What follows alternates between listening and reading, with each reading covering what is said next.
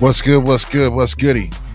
Ghost Boogie, episode number 6, B-Boys Underground Forever. Special guest Albeez. Let's get into it.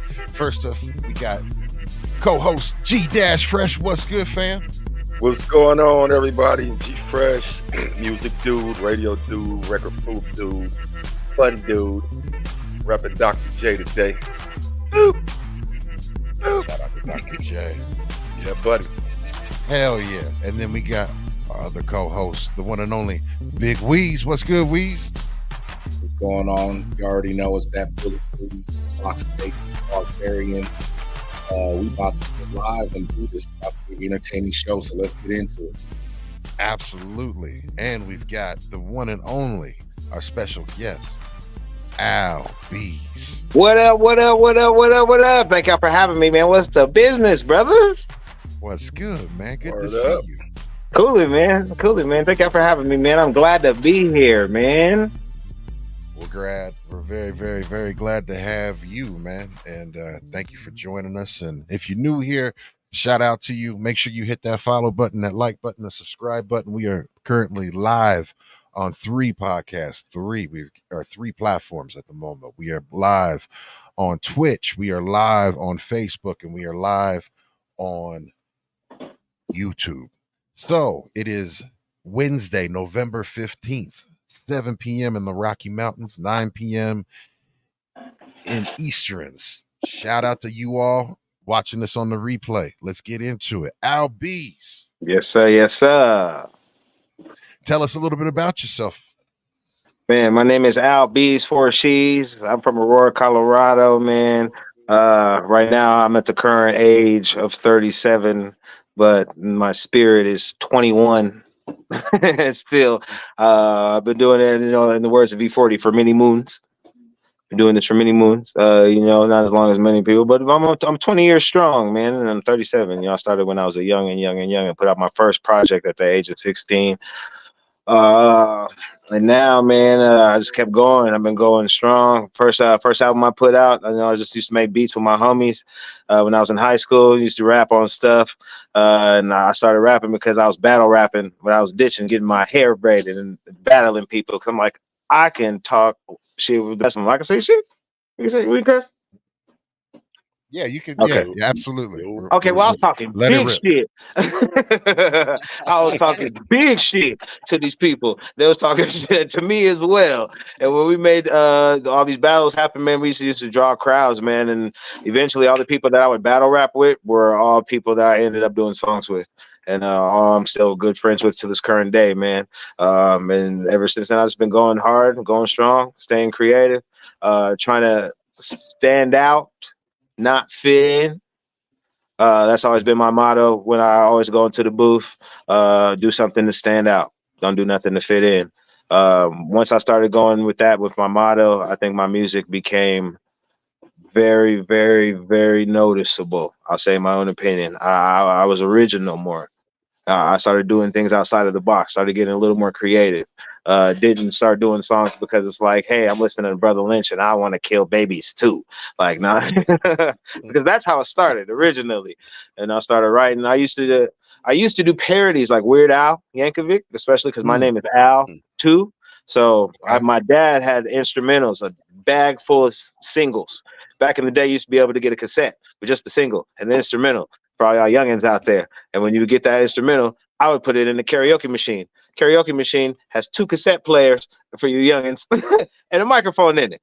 So I have the instrumental in one tape, and I would have a blank tape on the other side. So as that one was playing and my microphone was there, my karaoke, I would record, made my first parodies on tapes, and I would take them to school. I was in 7th grade playing them for people, and just to see the reaction on people's faces was then, at that young of an age, I knew that this is what I wanted to do. And I was like, this just might work. This rap shit just might work. And ever since then, I've been going hard. Like I said, going hard, going long, going strong, man, and just trying to get everything to the people, man. Just trying to take it organically, to them, to their doorstep. Let them meet me, because I feel like my personality does help with the selling of my music. Without understanding the person I am, it's hard to understand the music. Absolutely. I want to take a moment to shout out. We got Graybeard in the house. Salute. He's going to be a guest at the end of this month. Just Shout coming out up here. And Graybeard. yeah, shout out to Me and Graybeard Graybeard out. just put out a little EP together right now. We only released it right now on YouTube. We're in the process of getting it through the distribution so it can be all over everywhere. But yeah, me and Graybeard got a dope project that we just put out. Shout out Tell us Graybeard, about my it. guy.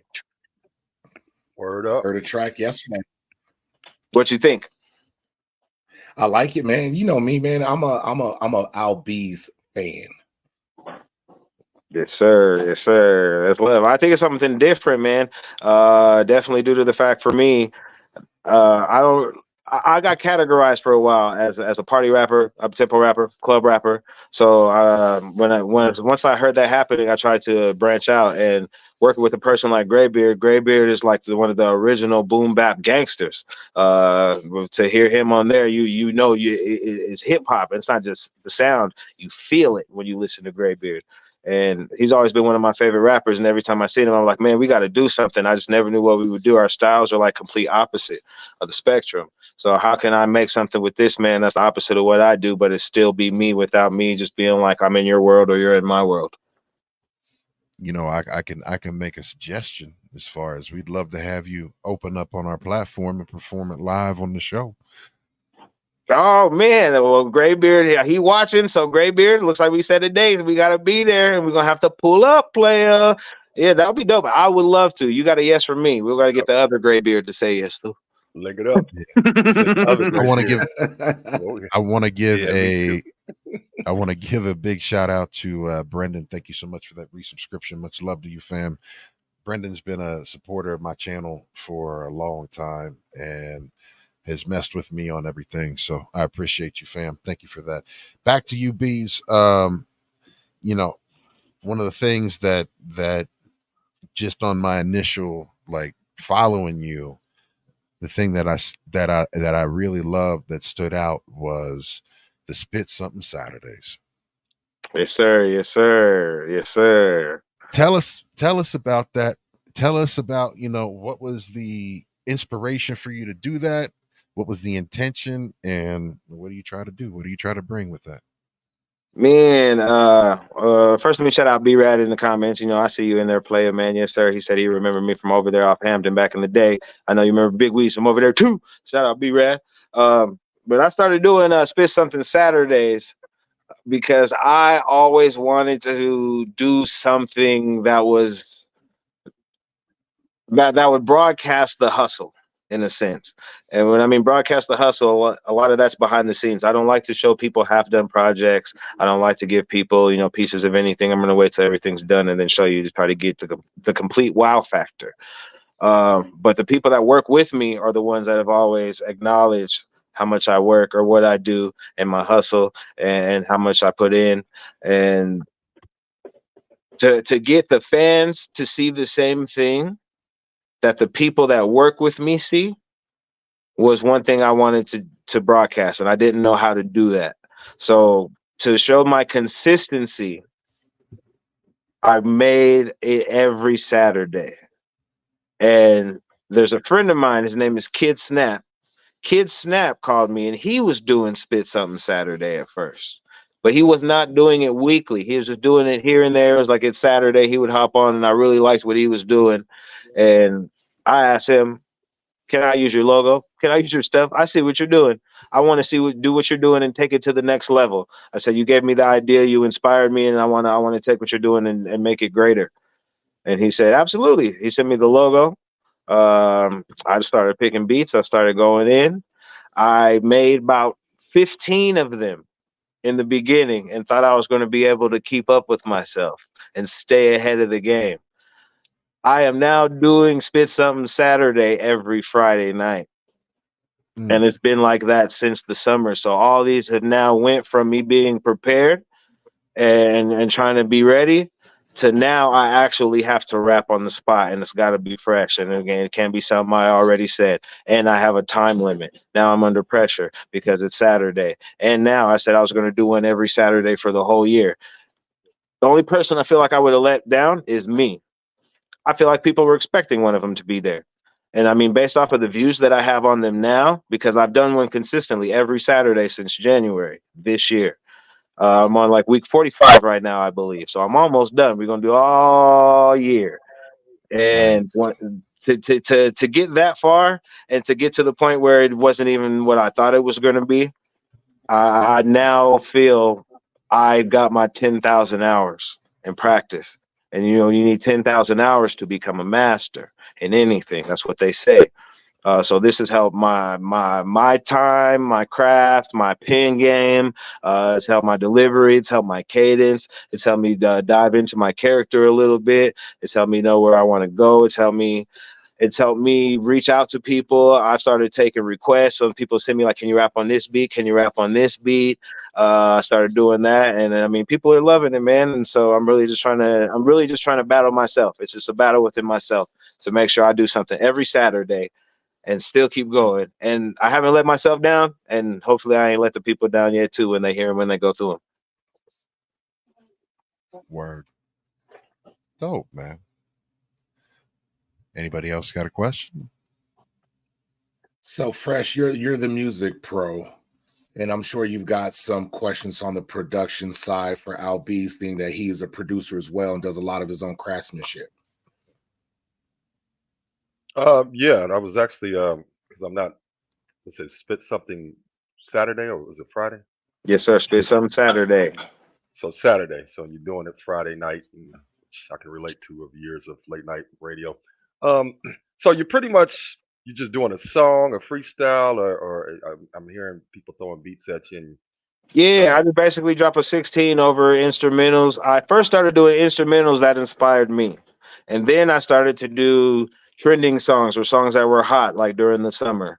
Anything that came out that was brand new, I tried to be on top of it to still even try to get more views to through the algorithms of other people's music by using their beats to still get traction to come to me, because right now I feel like that's my biggest goal right now is to grow and glow and to try to get my music to everybody and so they can all know about me.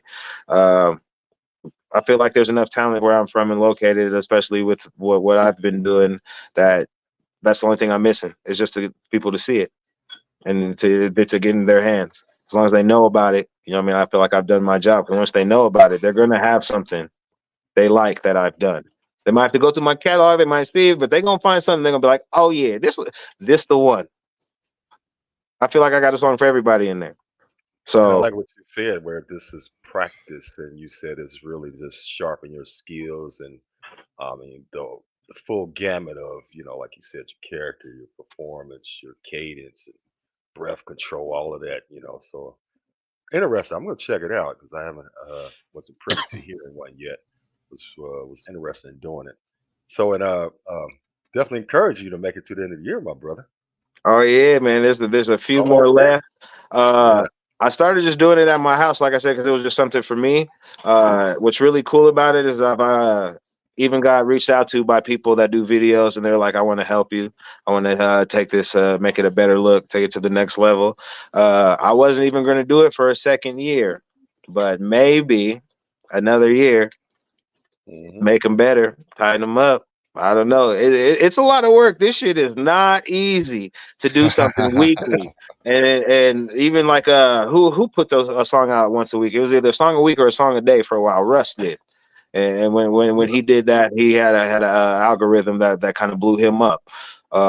That was one of the things that I was just really intrigued by, because I felt like I work that much anyway. I do 4, 5, 6 songs in one studio session in like 3 hours, and to get that much music done is like on a, I've been told, on like a David Bowie level.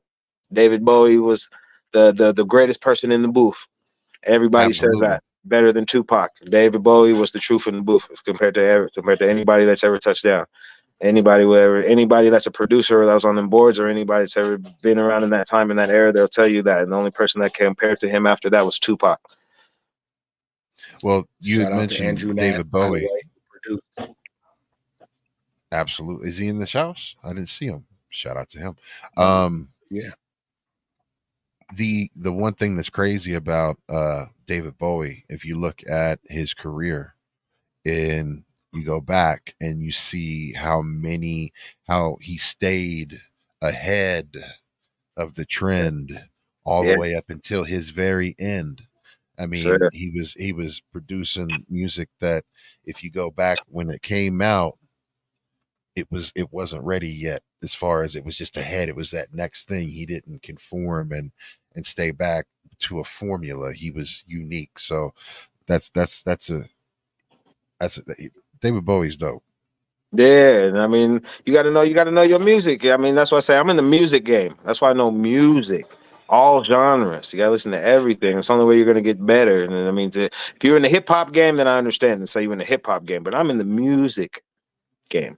So Bees, I've got your um, page up, and like we can get into some of the.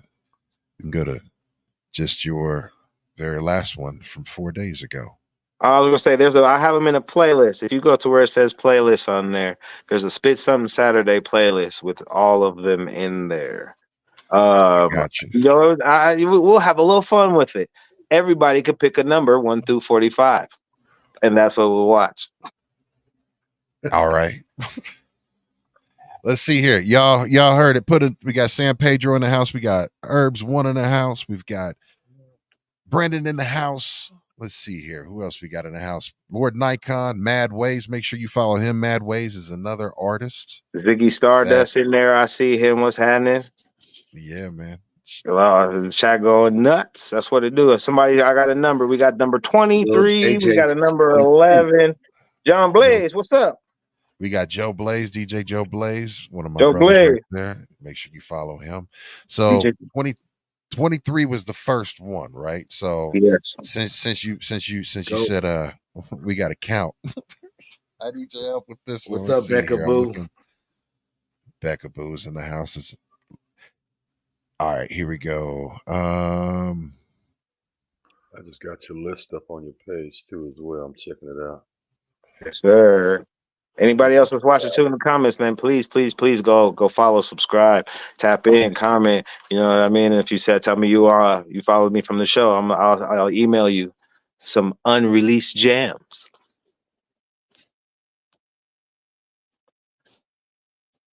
But yeah, we're gonna get into some of these Spit Something Saturdays. You said that was the first number was 23, correct? Yeah, actually, I thought it was playing. Give me a moment. I'm having a technical difficulty. Let me redo this. One moment. You good, brother. Boom. There we go. We got this right now. Let's get this rewound. That one's week 40. Number 40 playing right now. Yep. All right, cool. And see, I memorized the first 11, so even I don't even know what's what. So this is about to surprise me right now. Mhm. Let's go ahead. No audio. You hear? No Oh, volume on my side. No. Nada. Nada tostada. Woosah. Hey, man, it's only buttons. How about now? Yeah. Okay. All right. Oh, so this was Yes. Lloyd. Okay, so this is when I did the Lloyd. I was like, man, I love Lloyd. I want to do a song with Lloyd. If I could do a song with a singer, it would be Lloyd, man. Turn up, White Sage. This number 40. I need a stage. All the non-love got me in a rage. Life a book and I'm just trying to turn the page. Big chop from the homie, knock a nigga down. Should've knocked me down too, and I'm spitting rounds. Loud boom like the gauge when it busts. Smoke a nigga weed sack till it's dust. Don't touch, let it go. Albeez, let them know. They love, we're not flow. I'm a green light, everybody know. Ride around in my whip. I call it 4-5, stay on the hip. It's a problem, you don't want to trip. You trying to post, I thought you was trying to dip. My life would be crazy, no time to get crazy. Sometimes it don't faze me, but shit, as long as you pay me, double up on the money when you trying to give. Albeez, I'ma get it how a nigga live. I ain't never gonna miss, every Saturday I'm winning like it's poker with the chips. Adam. Right, yeah. Let's be in and out like the burger, real quick. All of them. I'll just drop a little 16 or a little 24, and I'm in and out like the burger. It's the doing, man, and that's the thing that when I saw that you did this and was checking it out, but I appreciate because when it comes to anything, and especially in the streaming or putting out yourself, that's the thing that people don't see. It's the doing. It's either doing it behind the scenes, or as yourself, you go and open and say, all right, I got this that I'm going to do every Saturday. Boom, you commit to it and just do it, and it helps you. It's a 10,000 Mhm. hours, the whole thing that you say. So salute to you on that one, man. It's dope. And here's the one thing: we're gonna put his channel, Albeez's channel, in the chat right now. So if you have not followed, we do want you to please, by all means, hit that button, hit that subscribe button, hit that all notification bell on Albeez's channel. You're missing out if you don't. And that's the one thing also, is that you're on multiple platforms as well.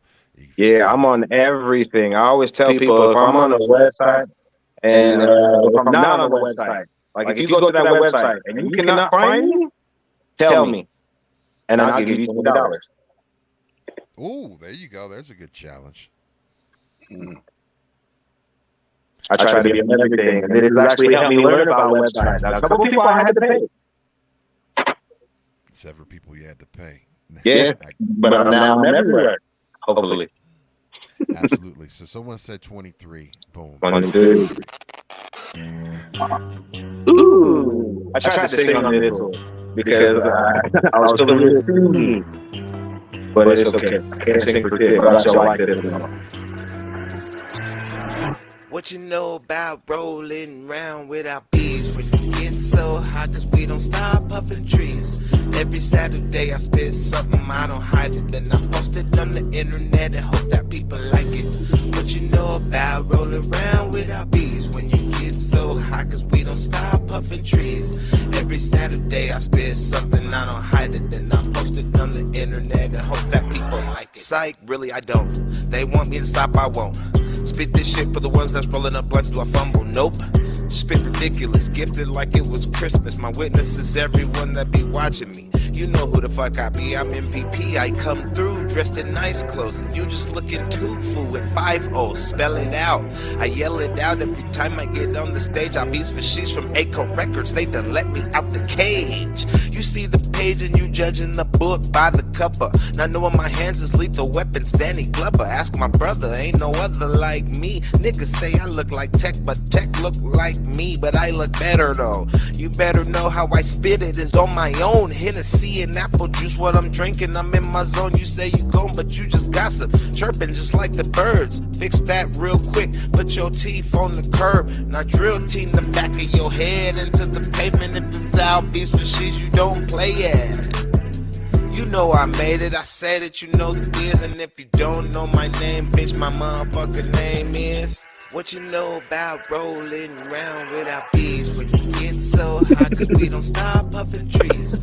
Every Saturday I spit something, I don't hide it. Then I post it on the internet and hope that people like it. What you know about rolling around without bees? When you get so hot, cause we don't stop puffing trees. Every Saturday I spit something, I don't hide it. Then I post it on the internet and hope that people like it. Word. Dig it. American History X rhyme in there. Teeth Yeah. on the curb, drill team the back of your head. Mm-hmm. I caught it. Shout out to the movie buffs. My fellow movie buffs, yes, sir. Indeed, indeed. We got one for number Yes. 11. Can we watch number 11? Absolutely. Absolutely. Give me 1 second. Get that queued up. Oh, this is a good one too. Got a good beat on it. Let's get this set up. Boom. Shout out to the person that chose number 11.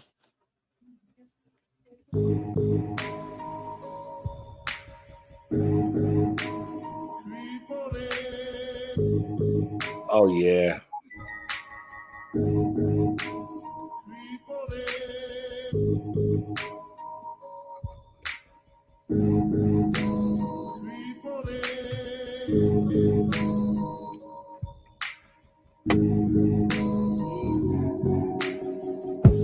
Smoke weed all the time to keep my mind focused. too much work in real life shit, it's hard to focus. This indica I be smoking, this shit be working, fool. The only thing in my body to stop me from choking you. I'm hoping you willing to come joke with me. And after that, if you cool, then you can smoke with me. I got a blunt and I promise the shit is potent, B. It's putting freshness up in the air like it's potpourri. I'm floating, G, high as fuck, no coming down. I roll it up, spark it up, then pass it round. I'm higher than Kanye West when he was on Drake Champs. I'm higher than ODB, taking MTV to get food stamps. Riding high, I'm up there. Gotta have some of that killer to keep me up there. Stressed out, but I still smoke. 5 on it, did it 2 times. It's puff, puff, pass. You're supposed to hit the blunt 2 times. 2 times.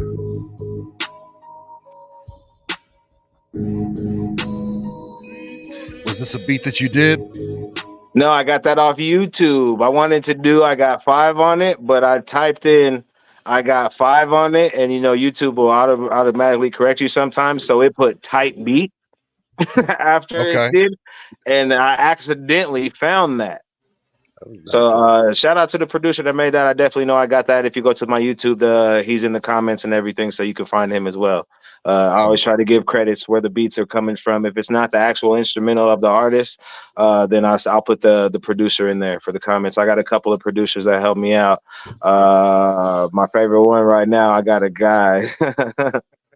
He's giving me drill beats right now. He's making me some crazy drill samples. It's a crazy ones, man. So shout out Cosfinger Beats. That's his name.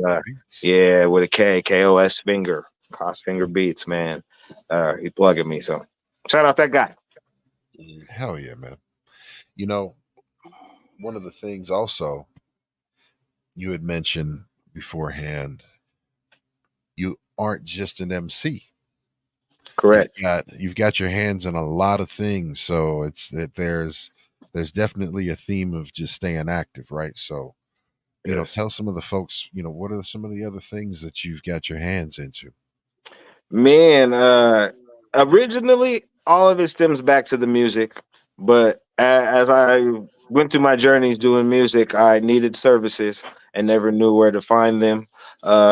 Me being at the age of 37 right now, when I was 20 doing music, I didn't have the luxury of the internet as much as it was around. It was barely just getting MySpaces going.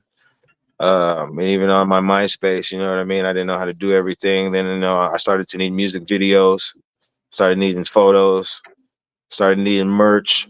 And I didn't know how to get any of this stuff. And luckily right now I've been blessed enough to first figure it all out. But after figuring it all out, to have people come into my life that have been able to be like, you know what, I know how to do this. I can help you. But I know how to. I do a lot of my own production. I make a lot of my own beats, about 50% of my own beats. I also now have joined a company called Beats Hive with a few other producers of mine that we all collaborate on beats together. The Beats Hive is a collective, and we all tap in on the beat. We'll make a beat. Everybody sit in there for 10 minutes. They'll put a piece on it, and until we got a banger. So I do that. I make merchandise. So I don't know if you can. Let's see if I can get my shirt in there with my logo on there. Give me 1 second. Go solo. Bam. I always wear me on my own shirt for the most part. But learned how to make my own merch, and now I'm going through Sir Glows a lot for the merchandise and everything. So if you look up Sir Glows a lot, yeah, I was gonna ask you, like, what's the link? Where should I go to be able to put that link out in the chat so people can check it out? Oh man, just Sir Glows a lot, all one word. SirGlowsalot. Sir Glows a lot on all platforms. Right now we're only on Instagram and Facebook, but we're working to get on some more pages. But if you hit up any of those, I can get you your own custom merch.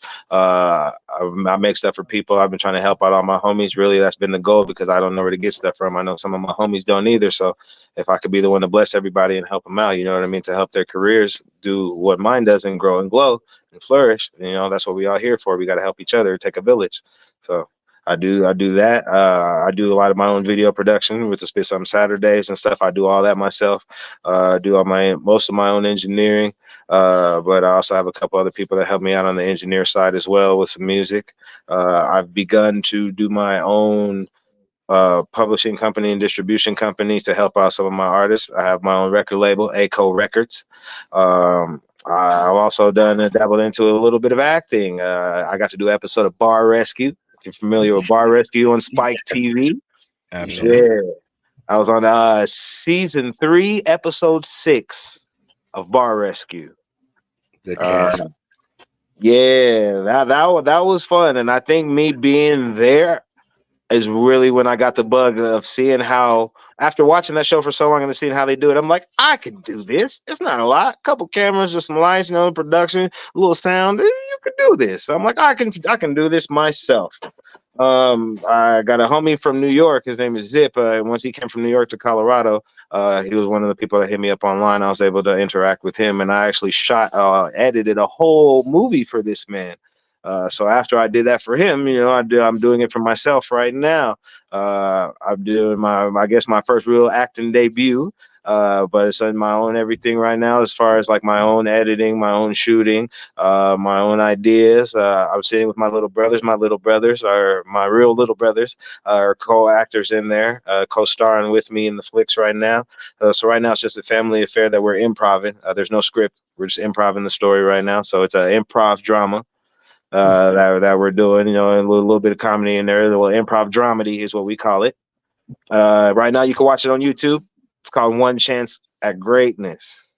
I got the pilot there right now. We're going to get the second episode coming soon.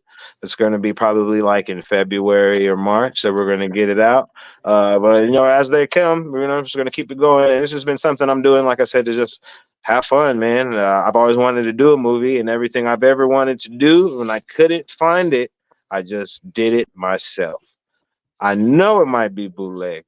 I know it ain't gonna be the best one, but by the time I get to the 5th one, I know I'm gonna be in there. So I'm just making stuff, just trying to figure it out right now, and just taking it one episode at a time. When I'm with my little bros, we just hanging out, having fun, trying to make it happen, man. Word. Now I've got the video for One Chance at Greatness. I know it's 17 minutes, but we can take a couple minute peek into it if you'd like to. Go ahead and start it at like 10 minutes. Right, if you can fast forward into it. Absolutely. It's around 10 minutes. Are you talking about the pilot? Yeah, I just found it here. Right here? Sure. Yep, perfect. Boom, let's hit it. Real quick. Can you hear? Yes. Bro, hey, I know you see me down there. What's happening with y'all? What's happening with your playboy? Bam. What up, Bam, baby? Whatever, nigga. I'm not here to see you anyway. I'm here to see the superstar. What it do? You know me. You know me and your bros. You ain't gonna say it? You just gonna... All right. When I get over there, boy, and I need to come talk to you. You know your boy Sam love ya. I love you, bro. Bro, Cam, say something. Cam, say something, bro. I know you over here practicing, get it in. Come on, Cam, bro. Cam, what's the biz, bro? How you living, bro? Cam. Cam.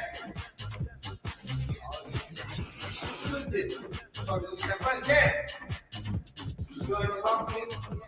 We brothers. You ain't gonna talk? I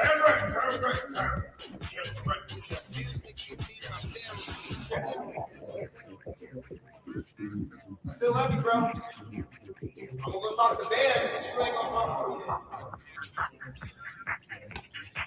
me. I'm gonna remember that. All right, you can cut it there. Y'all gonna have to watch the rest. Go watch it on the YouTube right now. One Chance at Greatness. Boom. Absolutely. So the plot of it right now, and that's what y'all just watched. My name is Sam in the show. My brothers are Bam and Cam. Sam, Bam, and Cam. And right now they're mad at me. They're both mad at me. But I'm there to steal diamonds. We have family diamonds that are family heirlooms that we all have a diamond that we got from our father in the story.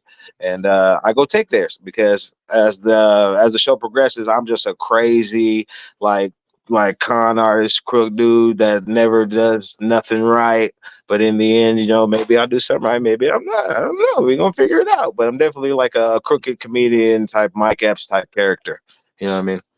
So I get to do some fun stuff. I get to do all the humor, but I might have to bring some drama to the table here soon. Because I want to keep it believable. So we're working on that right now. Working on trying to keep the story going. Because again, this is just the pilot. We're about 3 episodes in right now, but we're looking to keep the story going. So we're working on it. Shout Word, out man. Fly Foolish. Interesting. Yes, sir. Yes, sir. Foolish is in this thing. Shout out Xavier Media too. My dude Yep. Xavier is in the chat, man. I see you, brother. What's happening? He said I'm the low key goat. It's the high key goat. I'm the high key goat, brother.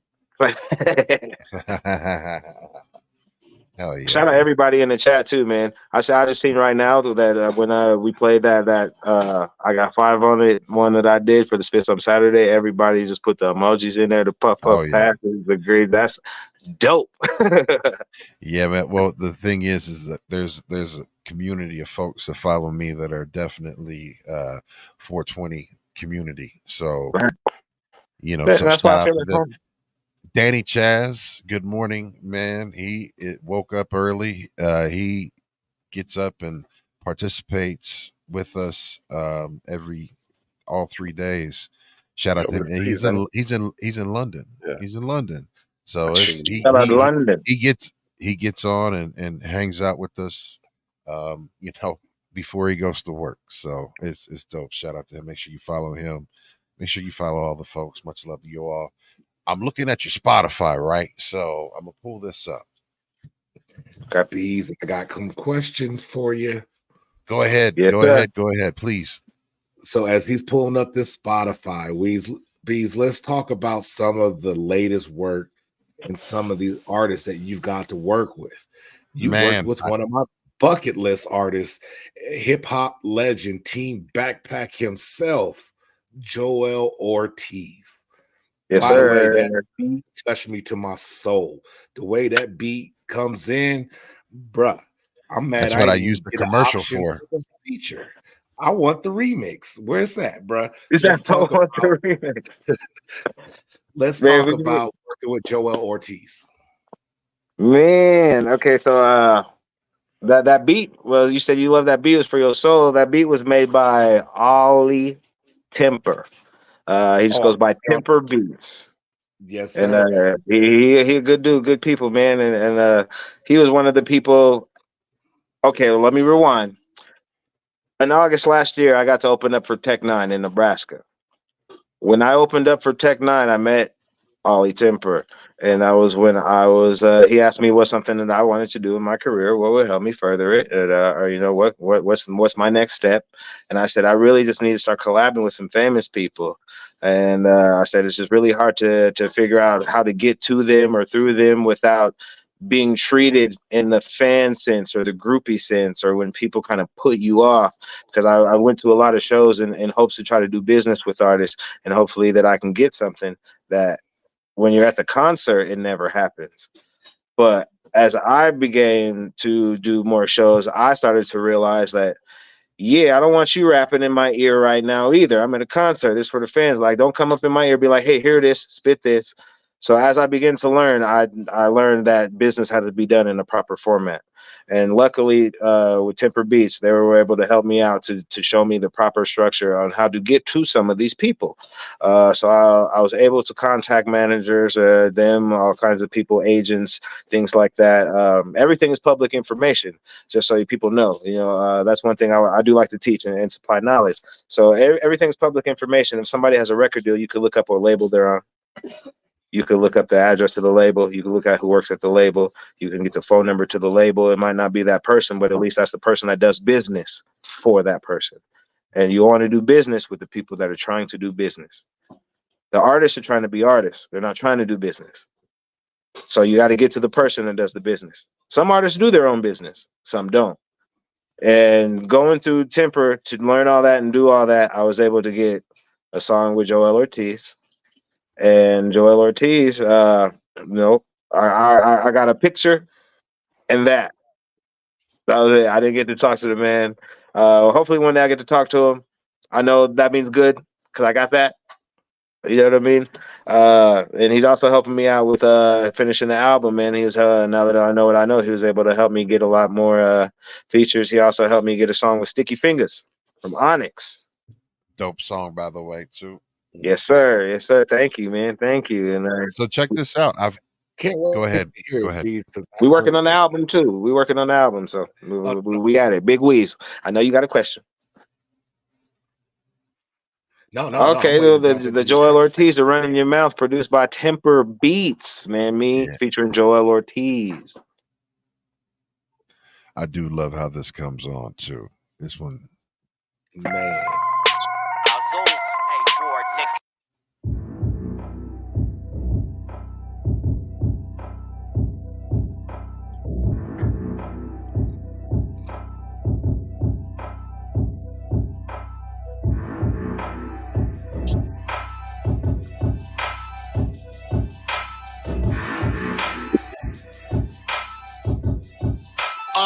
I hear you running your mouth, talking about how you the best out, like I went south, like I ain't standing here with my chest out, poking my bubble vest out. Know how many years rappers been stressed out, trying to write the kind of rhymes that I left out of a song. You rap cowards are more on the day that Yahweh is gone. While I'm alive, y'all won't give me my flowers, cause I'm a thorn in your side. That's alright, I'ma keep poking. The beast woke in the middle of the night, sheets soaking with teeth broken. That's cause I took a bite out my dreams, hoping it never stops. I only see L's at 3 o'clock when I peek at my watch. Laugh at these lists that I ain't on, I should be at the top. And that's as clear as air, so I'm there if you see me or not.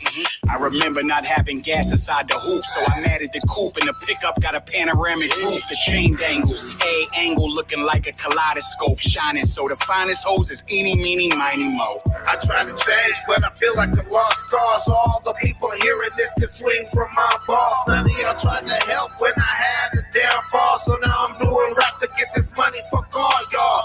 I try to change, but I feel like a lost cause. All the people hearing this can swing from my boss. None of y'all tried to help when I had a downfall, so now I'm doing rap to get this money. Fuck all y'all. They sleep on me. I bought a Sharpie just to draw on their face. You weak, homie. I got the strength when I step in the place. Bumping your gums about me means only emotion that I sparked in you. I'm trying to rub it deep in you like lotion, but with 20 hands you couldn't feel this. I'm one of the realest, plus I got Joel Ortiz with me. No choice, I got left but to kill this. A massive takeover, homie, that is the plan. I need everything in my palm, do it bigger than Shaq's hand. This for the family and everyone riding with me. I'm working to make it happen and high like Bobby and Whitney. Not higher than that success while I'm looking for it, ain't no turning back. I keep it going straight, you just go in circles. Cul-de-sac. This for the family and everyone riding with me. I'm working to make it happen and high like Bobby and Whitney. Not higher than that success while I'm looking for it, ain't no turning back. I keep it going straight, you just go in circles. Cul-de-sac. I try to change, but I feel like a lost cause. All the people hearing this can swing from my boss. None of y'all tried to help when I had a downfall, so now I'm doing rap to get this money. Fuck all y'all.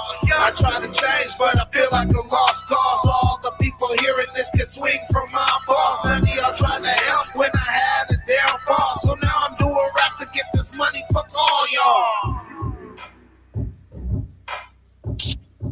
Wait. Damn. Yeah, man. Use the. I like it. It's menacing. Yes. Yes. It sounds like Godzilla was coming. When I heard that, I was like, that's what Godzilla sounds like to me.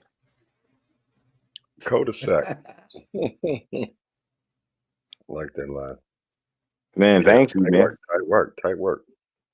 It's to do a song with a person like Joel Ortiz, you're not gonna outbar him. You know what I mean? So you have to go in there and be, first of all, you gotta, with a rapper like Joel Ortiz, you gotta be confident in yourself. You gotta know that you got at least enough swag and character to be on the track with him, because like I said, you're not gonna outbar him, but you definitely gotta still hold your own. And to even have the placement where it is in that song, to me, go after him. people might just listen to him and change that song. I took that risk, Yeah, but I think I held my own enough that when you hear my voice and it comes on, you still continue to listen. I agree.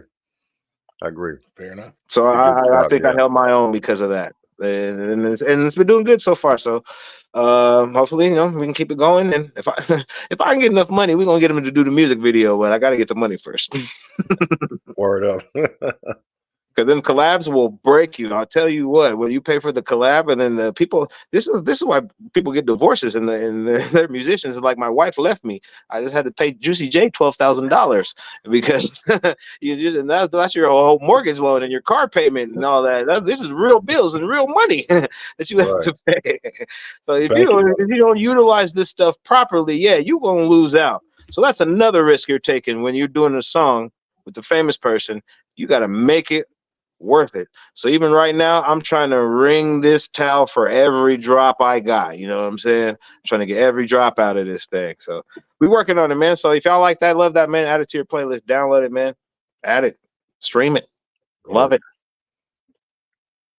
You're on all platforms. You're on Tidal. You're on Spotify. You're on Apple. You're on SoundCloud, correct? Yes, correct. I even got So, my own Pandora. You can find me on Pandora. You can boom. find me on crazy stuff. If you everything, I'm on everything, man. Like I said, if I'm on something or if I'm not on something and you find it and you let me know, I'll pay you $20. Boom. Albeez for Sheez, for sure. Like, I want to get into the Sticky Fingers out. So this one for sure. I gotta take my hat off for this one because Sticky would want me to be the show my bald. You're like, we bald, brother. So this one right here. Let's get into this. Everybody can hear? You're good.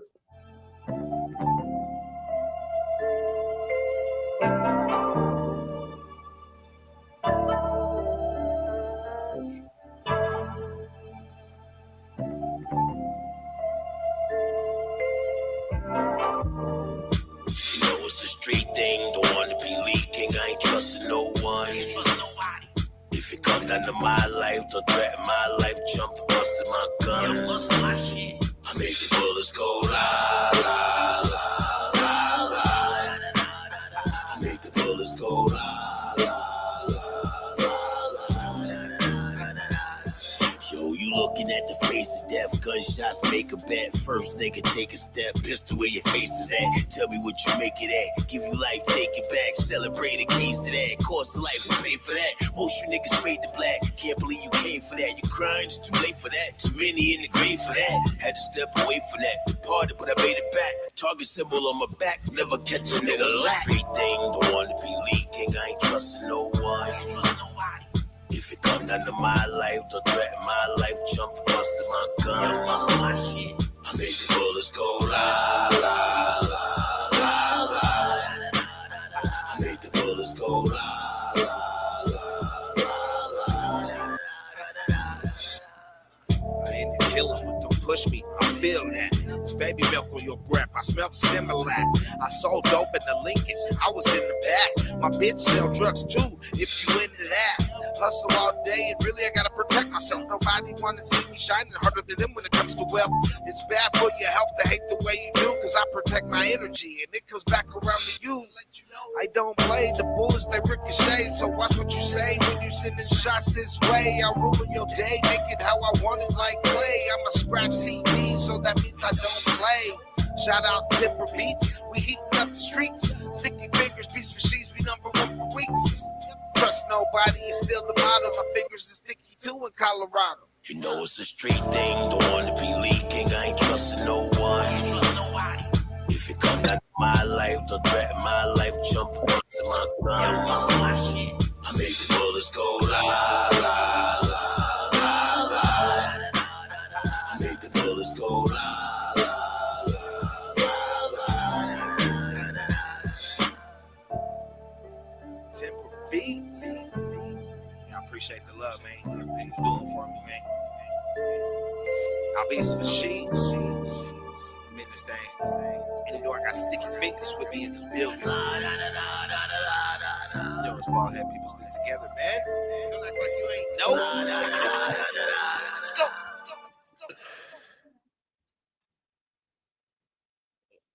Who did that beat, man?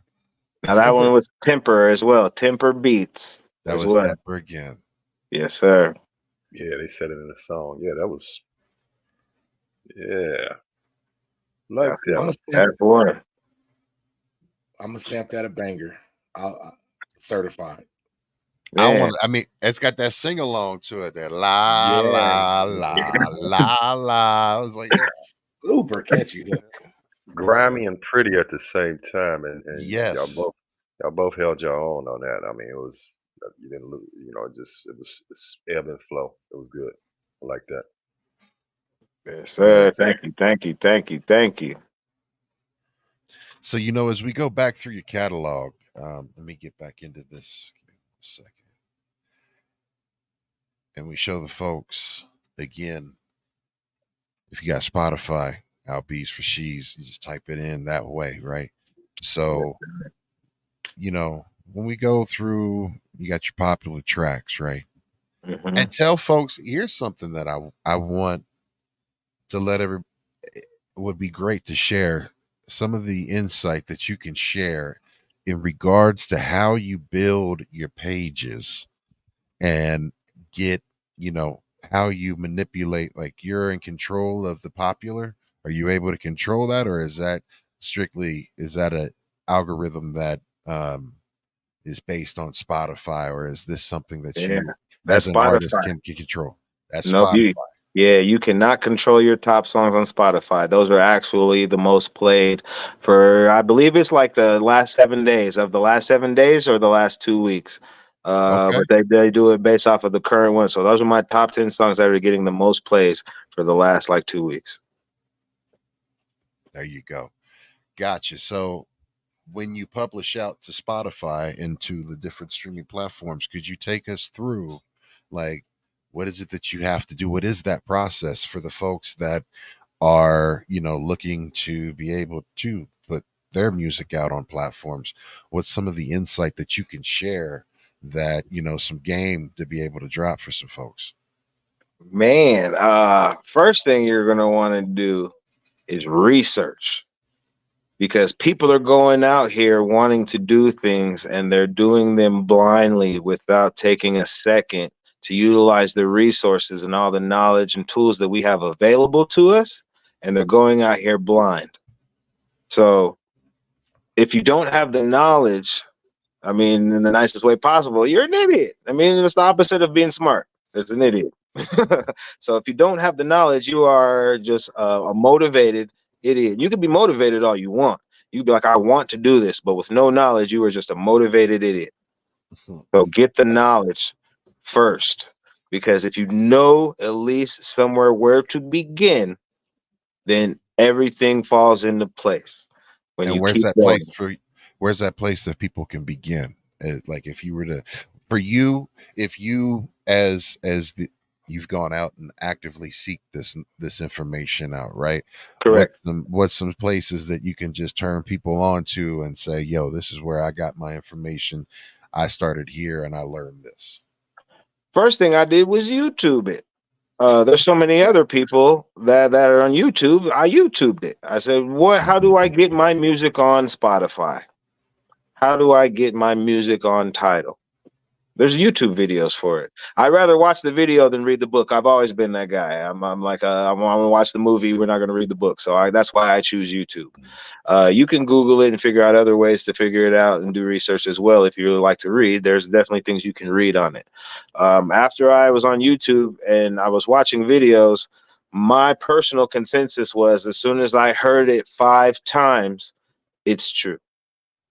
So I watched numerous videos, different people that could tell you all kinds of information.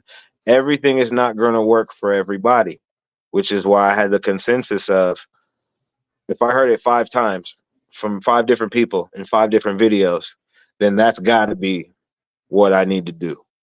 So I began to take notes there. Once I took those type of notes, um, that's when I knew, based off of those videos, who provides the platforms for you to put your music on these distribution sites. Then you can look up like DistroKid. That's a popular one that a lot of independent artists use. But distribution is what you need. You need to distribute it to the people. A lot of people don't know what distribution is, and they think of distribution deals or try to think of 360 deals. And basically, it's just distribution. You're distributing your music to the people. How does your music get to the people? Through who? It's a distribution company. There's companies that now do this. It used to just be record labels, but now these independent companies like CD Baby, Amuse, there's one in the joint in Lucas that's Tully, Tully. All these different distribution companies offer you different perks. So when you sign up with one of them, they're going to tell you that you're going to pay either monthly or per song to get it put out, but then you're going to get 90% to 80% to 70%, depending on the platform, how much money you're going to get back. Some people are so greedy that they don't even want to give nobody 10%. They're like, you're going to take 10%? No, I'm not doing none of this. I need all mines, buddy. That's going to get you nowhere because nobody keeps 100% of their stuff. That's one thing that I wish somebody would have told me when I was younger. Nobody keeps 100% of their stuff. People have their masters or their royalties or something, but even still, there's people getting cuts somewhere. Nobody's keeping 100% of all their own everything. So, You know, that so brings up. learn to give it up. Learn to give some up. That's the best thing I would say. Do research and learn to share, because then you'll have people that will come to you because you share. That's one. Share what you know, share what you get, and do your research. Free game. Yeah, so bank. Absolutely. I mean, to actually with the distribution, that's a good way to explain it too. Where it's a bank of music. I mean, solo artists, even some of the most famous artists, couldn't have distribution because they didn't have enough music for the catalog. So you're banking with a whole other artists and the distribution company. So all of those, when you sign up for one of those, like I'm with Symphonic, got grandfathered in, so I actually don't have to pay anything. Love it. Nice. But they still taking their cut to Right. distribute music, and it hits all the platforms. So but like you said, CD Baby, DistroKid, Symphonic, they're charging now, but the fee is minimal if you got your music and you're playing. Absolutely. Everybody's You just got to make sure it's going to go. Like a lot of platforms will make you pay annually or yearly or anything like that because a lot of people will put it there and forget about it, and they're not making sure the music is going to go. right. Good information you gave everybody. Absolutely. So, what else would you say in regards to the platforms that you have? Any highlights or any singles?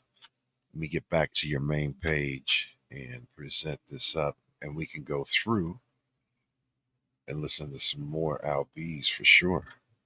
Yes, sir. So, this is again on Albeez's Spotify. And let me see, let me do this. Let me copy link, bam, and this will be in the chat. Click that link on your Spotify if you got Spotify. ASAP. That follow button, and then we can, just like what I'm doing right here, I'm hitting that follow button. Bam, I'm following. Yes, sir. Following, stay up to date and up to tuned. Who else? Let's see here. Let's take a look just at the sheer amount of um, albums or your discography, right? So we go to albums, we go show all. Why is this giving me this view like this?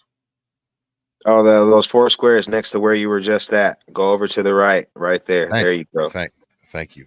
Yes, sir.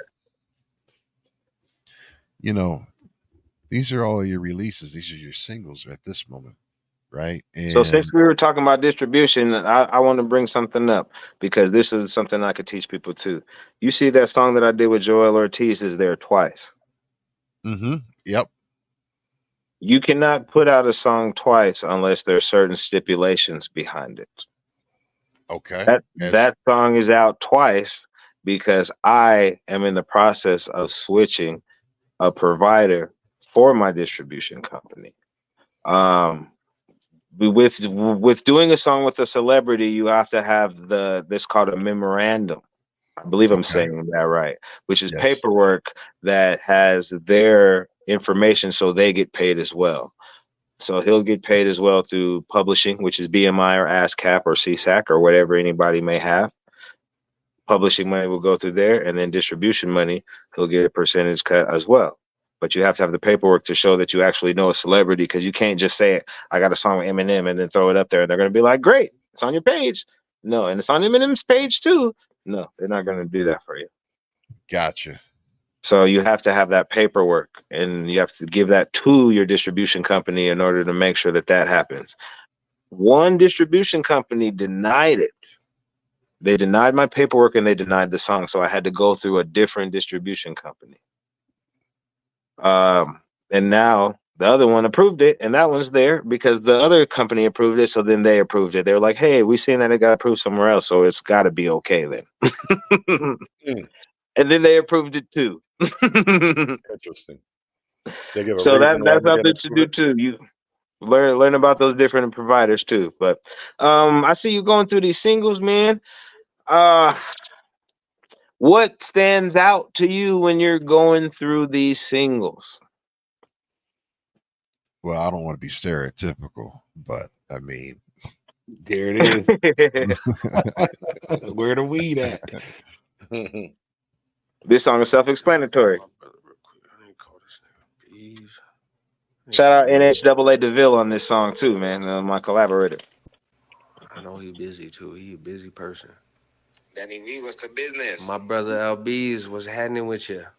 Man, I'm out here stuck in Long Kentucky. You already know, nigga, I got some fire tree out here. I know that's right. That's actually exactly why I'm calling you. I need some weed. Get some fire? Where the weed You at? sound stressed. You sound stressed. I'm stressed, brother. I am. You know, it's just one of them days and been one of them nights. Man, let me use your mind with some of this golden gold weed that I got that you can smoke and you can be high and fall on the couch. Very nice. So you got the weed? Yeah, you gonna meet me at the gas Station. Yep, Copy that. I'll see you soon, baby. Peace. Yeah. I woke up early in the morning like I need some smoke, cause I got hit with the bullshit from the night before. See, this the life I know. I'm on that righteous road, but all this pressure on my head can make your pipes explode. So where that weed at? I need that. I don't need the feedback. You holding or you stepping? I ain't flexing, I just mean that. Matter of fact, I'm fucking up. Where the fuck Albeez at? My brother got that green crack. You know where we meet at? That's ironic. Need to stop and get some gas before I go and get my chronic. Got my mind with too much on it. Almost lost it. Think I got it. Where that stick at though? I just sat on it and broke it. Such a dumbass, yo. Man, where the weed at? Man, ain't that fucking bullshit, man. Fuck it. I'll just buy another one. I pull up over here. Where the weed at? Hey, brother, let me get one of them white grape white owls right there. No, yeah, right there. Yeah. Where the weed at? Yeah, I can't wait to get one. This motherfucking blunt. Where the weed at? Oh, what's up, brother? Hell yeah. What's happening with your bees? I see you stressing, but nevertheless, I see you pushing still. You trying to get over your problems, gotta keep climbing up the hill. You know the deal with me, I'm always down to help you smoke. I got some fire too, this OG mixed with golden gold. Where the weed at? You know I keep some. You smoke on some of this, you guaranteed to be going dumb. And not in a good way, it'll have you on the highway trying to get away from the police in a white Bronco like OJ. So take it in moderation like everything else you do in life. I think I'm sharp, but you may think I am a butter knife. And I'm not trying to see you fall flat. So have a seat and just relax and let me show you where the weed at. See, all you have to do is just go ahead and hit that one time, nigga. Go ahead. See, I rolled this one up so we can get high. Go ahead, hit this. Where the weed at? Yes. It's that fire, nigga. Go ahead, hit that one more time. Go ahead, hit that. Where the weed at? See, hold it in. You feel that? Hold it in. That's that inner peace you feel. Where the weed at? That's called inner peace, my nigga. So go ahead and take the rest of the sack, nigga. I ain't even tripping, yo. Just go ahead and smoke this. I gotta go, because I gotta get back to the jobby. And, you know, the gas station niggas be tripping, nigga. But go ahead and smoke this, nigga. This all you. Take two. Call me in the morning, nigga. Holla at your boy. Yeah, man. Very smooth, mellow. Nice. Yeah. Head bob. Yeah, that was one of the ones where it's like I try to not do what I been categorized in at that point in time, which was just party music and up tempo music, and I wanted to show that I can still do something, something smooth, and something that's still in my realm, which is the tree realm. So we did it. Where the weed at? Just kept it simple. You don't have to go in there and make it all hard. Like I need bars, I need this, I need that. You can spit bars, but you gotta just be yourself. It takes a lot to be yourself on the microphone because a lot of people try to portray a character that's not really them. And it takes a long time for you to really find yourself on the microphone as an artist, to really be like, this is you and your natural flow. And when people hear you, you're going to be like, that's my homie. I know that voice. And it has to be distinguishable, like a Lil Jon, like a Mystical, like a Busta Rhymes, like like a Lil Wayne. Like the people that stand out when you hear them, is like it's undeniable. You know who you're listening to. Who did that beat? That was the beat was butter. Oh, that one came from Germany, and the guy's name is David Linhoff. I got with him through another artist I do music with. Her name is Lilith the Sinful. She was coming through to the studio. We were getting her album recorded, and just every beat she had, I was like, "Yo, where are you getting these motherfucking beats from?" Because she had so many of them, and I was like, "Yo, I need some of these. These are perfect for what I'm trying to do. I'm trying to get out of the crunk and the party and the up tempo and the club beats." I was like, I need some shit like this. She was like, I'll connect you with him immediately. And she sure enough did. And we've been making magic ever since, too. I got a couple of cuts with David Linhoff. So shout out David Linhoff, too, on the beat, man. Look him up. Hell yeah, man. Indeed. I got a request. Yes. Because Bees know I know him. Bees is actually a fast rapper. So, in your Spotify, let's listen to a song where you're actually rapping fast. Give me one to go after. Ooh, okay. Can we go? Let me look at it because I have so many. But okay, I know what we're gonna look for. There is a song in my Spotify, and you're gonna go all the way to the bottom because it's at it says appears on, and it's gonna be Let me go back to your main page. oh yes sir. Featuring Yep, appears on, and then go to show all, and so appears on. It's going to be a green cover with some cartoons on it, right there. Yes. Now this song was produced by a friend of mine. His name is Joe Mezius the Genius. Joe Mezius the Genius. He was signed with Strange Music for a while as a producer for them. Did a couple of Tech Nine albums. Chris Calico, Brother Lynch, Ritz. His catalog goes a million miles long. Chameleonaire. And I mean, Big Weez is affiliated with him as well. Knows the man. You know what I mean? We all go back back like a Cadillac. And he got me on this song with Gotta Miss. So Jomezius is a dope producer. Does a lot of his own stuff as well. As an artist, as a producer, but mainly, is excuse me. He would be mad if I keep saying producer. He's a composer. That's the words that he chooses to use. He's a composer, which is different than a producer. He made this beat though, and we got a video for this on YouTube as well, where we're all dressed just like that cover right there. But this is one of my favorite ones where I'm rapping fast. Let me give me a moment. If you give me a moment, let me see if I can find this on YouTube real quick. Is it on your YouTube page? It's not on my YouTube page. It's on Joe Mezius's YouTube page. But if you type in that dumb AF and put in my name, it should pop up. Yep. This video was fun. It was the one we got to shoot at the Selfie Museum in downtown Denver. And we wanted to take the Missy Elliott approach, the old school Hype Williams approach, which, the big fisheye lens. I like how videos used to be fun back in the day, when Hype Williams was doing them. We were trying to have some fun with it like that. But Gotta Miss goes first. Gotta Miss of the Cess Crew. They also used to be signed to Strange Music as well with Tech Nine, but now they're both solo artists. There was a group of two dudes, but now they're solo. Gotta Miss is on here. I'm on here. And Joe Mezius the Genius on the composer. Well, let's get into it.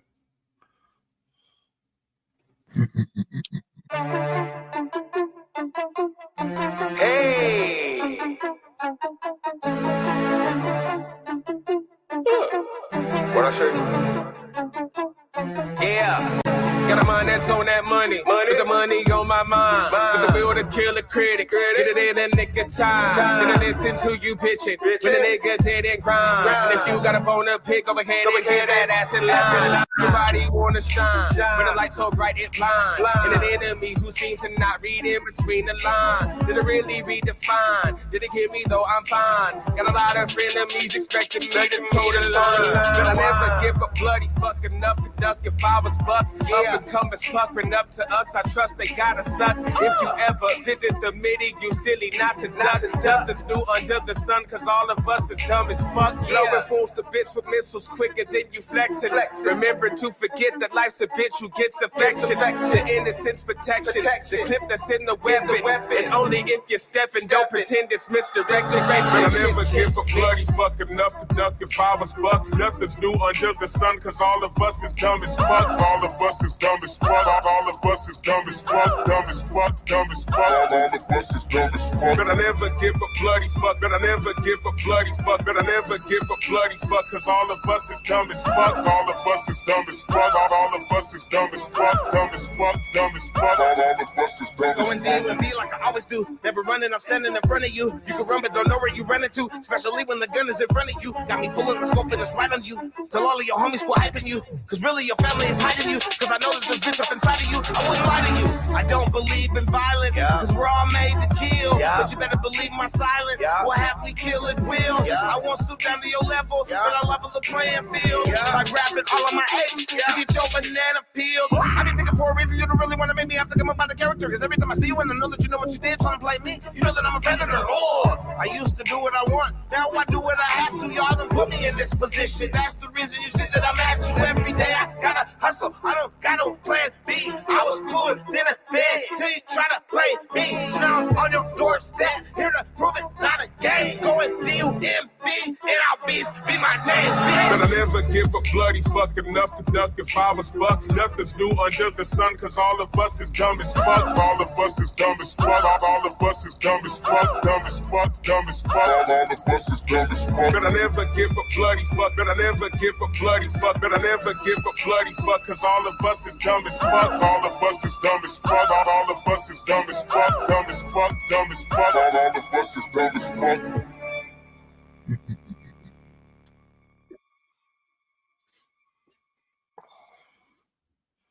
A movie. Got a little Martin throwback in there. I caught that. Yeah, that Dragonfly Jones. Yes, sir. Yes, sir. He was my favorite one because they was all like, we got to dress up like somebody. Jomezius was Show Enough, and then the Gadamus was Afro Samurai. So I was like, oh, now I'm Dragonfly Jones, baby. Wow.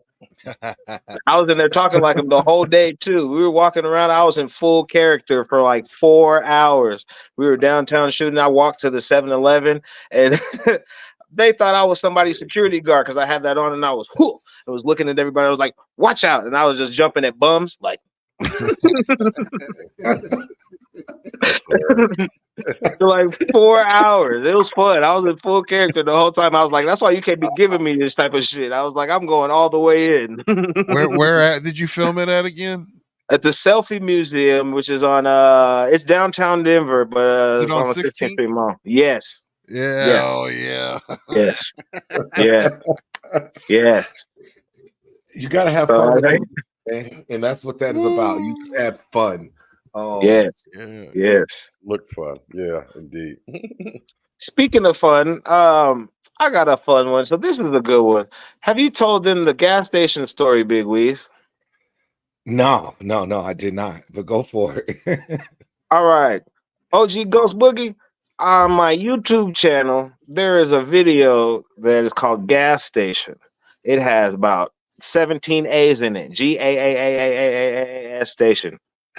Okay, give me a second and I'll find you. So this song, to try to balance being an artist and do real life sometimes is a battle. So sometimes I find myself trying to still complete my projects because time waits for no man. When I'm at my Clark Kent, I call it my Clark Kent versus my Superman. You know what I mean? When I'm at my Clark Kent and I'm trying to get things done, you know what I mean? I might throw in some bars or some raps or trying to remember it and write it down. I ended up making a song about just being at the gas station, just being there at work. I had another homie that works at the gas station, and he was like, "Yeah, I got the beat for it and everything. Like, let's do this," because we both worked at gas stations. So after I did the first video, we did the song, and then I did like a couple little snippets, like a couple of 60-second snippets. I put them online, and when I put them online, it went nuts. It went crazy. So crazy that I got about like 8,000 views on my Facebook page in a day for it. And my boss seen it, and I got fired. They fired me for shooting this video. I got fired from work shooting this. So then I even put out the full music video and told everybody I got fired for shooting this video.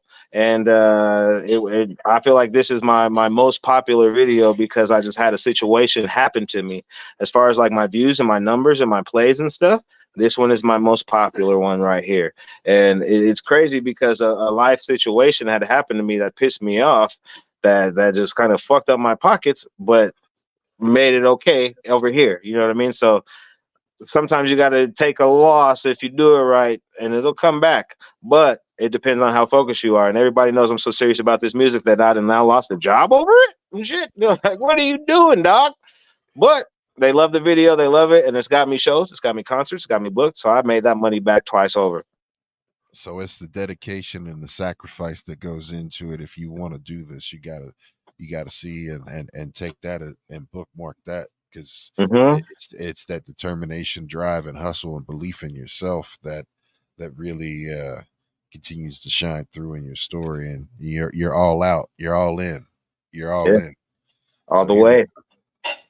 Glad you showed up, nigga. Hell yeah. Break. You off Is the today? manager here or what? Yeah, the manager's here, nigga. Oh man, I'm still smoking this bitch. Oh nigga. fuck yeah, let's smoke, Fuck bro. that bitch, nigga. That's Fuck why I'm trying to that. get it popping, nigga. You off today? You off? Hell yeah. Nigga. If this bitch ain't trying to have me do some bullshit today, and this bitch came in this motherfucker, it got too crazy, bro. It got too crazy. It's a motherfucking gas station, bro.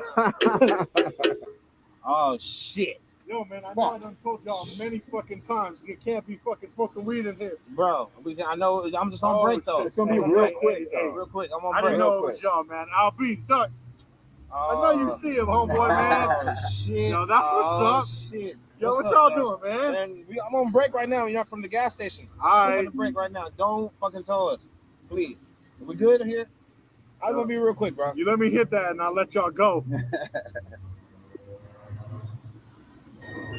need to see your ID for those cigarettes, please. No, man, it's my job. I know you're like 74, What nigga, I know. but I still need the fucking ID for the cigarettes, please. Yeah, I know, man. It's my job. I have to. Got my fucking ideas. If you don't want to give me the ID, then get the fuck out of here. I don't give a fuck. No ID, no cigarettes. You can catch me at the gas station. You be at the gas station. You be at the gas station. Pull up to the gas station. Hey, man, let me tell you about the motherfucking gas station I work at, nigga. You mad hating the nigga work at the gas station. The fast pace and the rat race, the cash chase, all in one place, and I love it. That's how I double up. I get my check and my side money to bubble up. You buy a Swisher, I'm giving your ass a CD. Believe me, I'm like an addiction, you're gonna need me. I'm cleaner than a squeegee with windshield wiper fluid, or cleaner than the windshield after you apply all that shit to it. Bitch, I do it every day except the days I have off. That never happens, cause really I am the boss.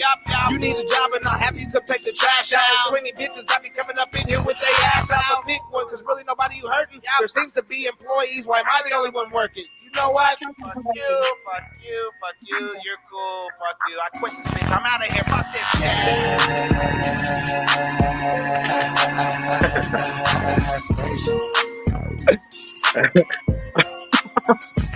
You be at the gas station. You be at the gas station. pull up to the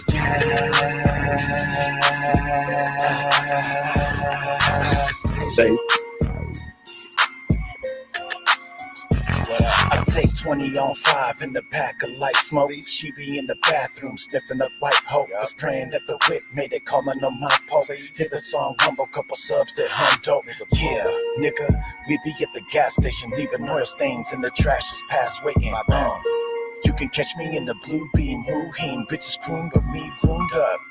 In the cup, put a strut like nigga what? Lean in the cup, greasy me, don't give a fuck. If I drive without a license, I'm hitting the back roads. Designated rapper shit, we see these to be told. In the form of word porn, fucking the beat, ducking police, bucking enemies, so be warned. Don't be at the prom next to me, trying to flex hard, bitch, I blow us for the smithereens. It ain't really shit to me.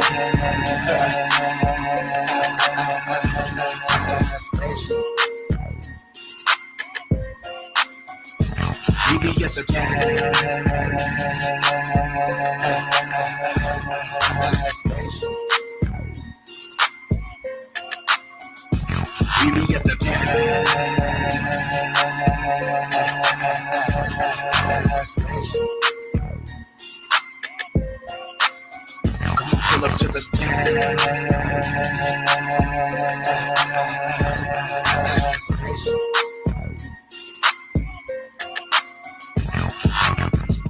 Look, ma'am, I just seen you stuff all of aisle 3 in your pants and your bag, in your little diaper bag. You think you're slick, you're not. Give me those Tostitos, those Pringles. I need all that shit back. My job is on the line here. I don't give a fuck that you're stealing, but I need my job. I need my money.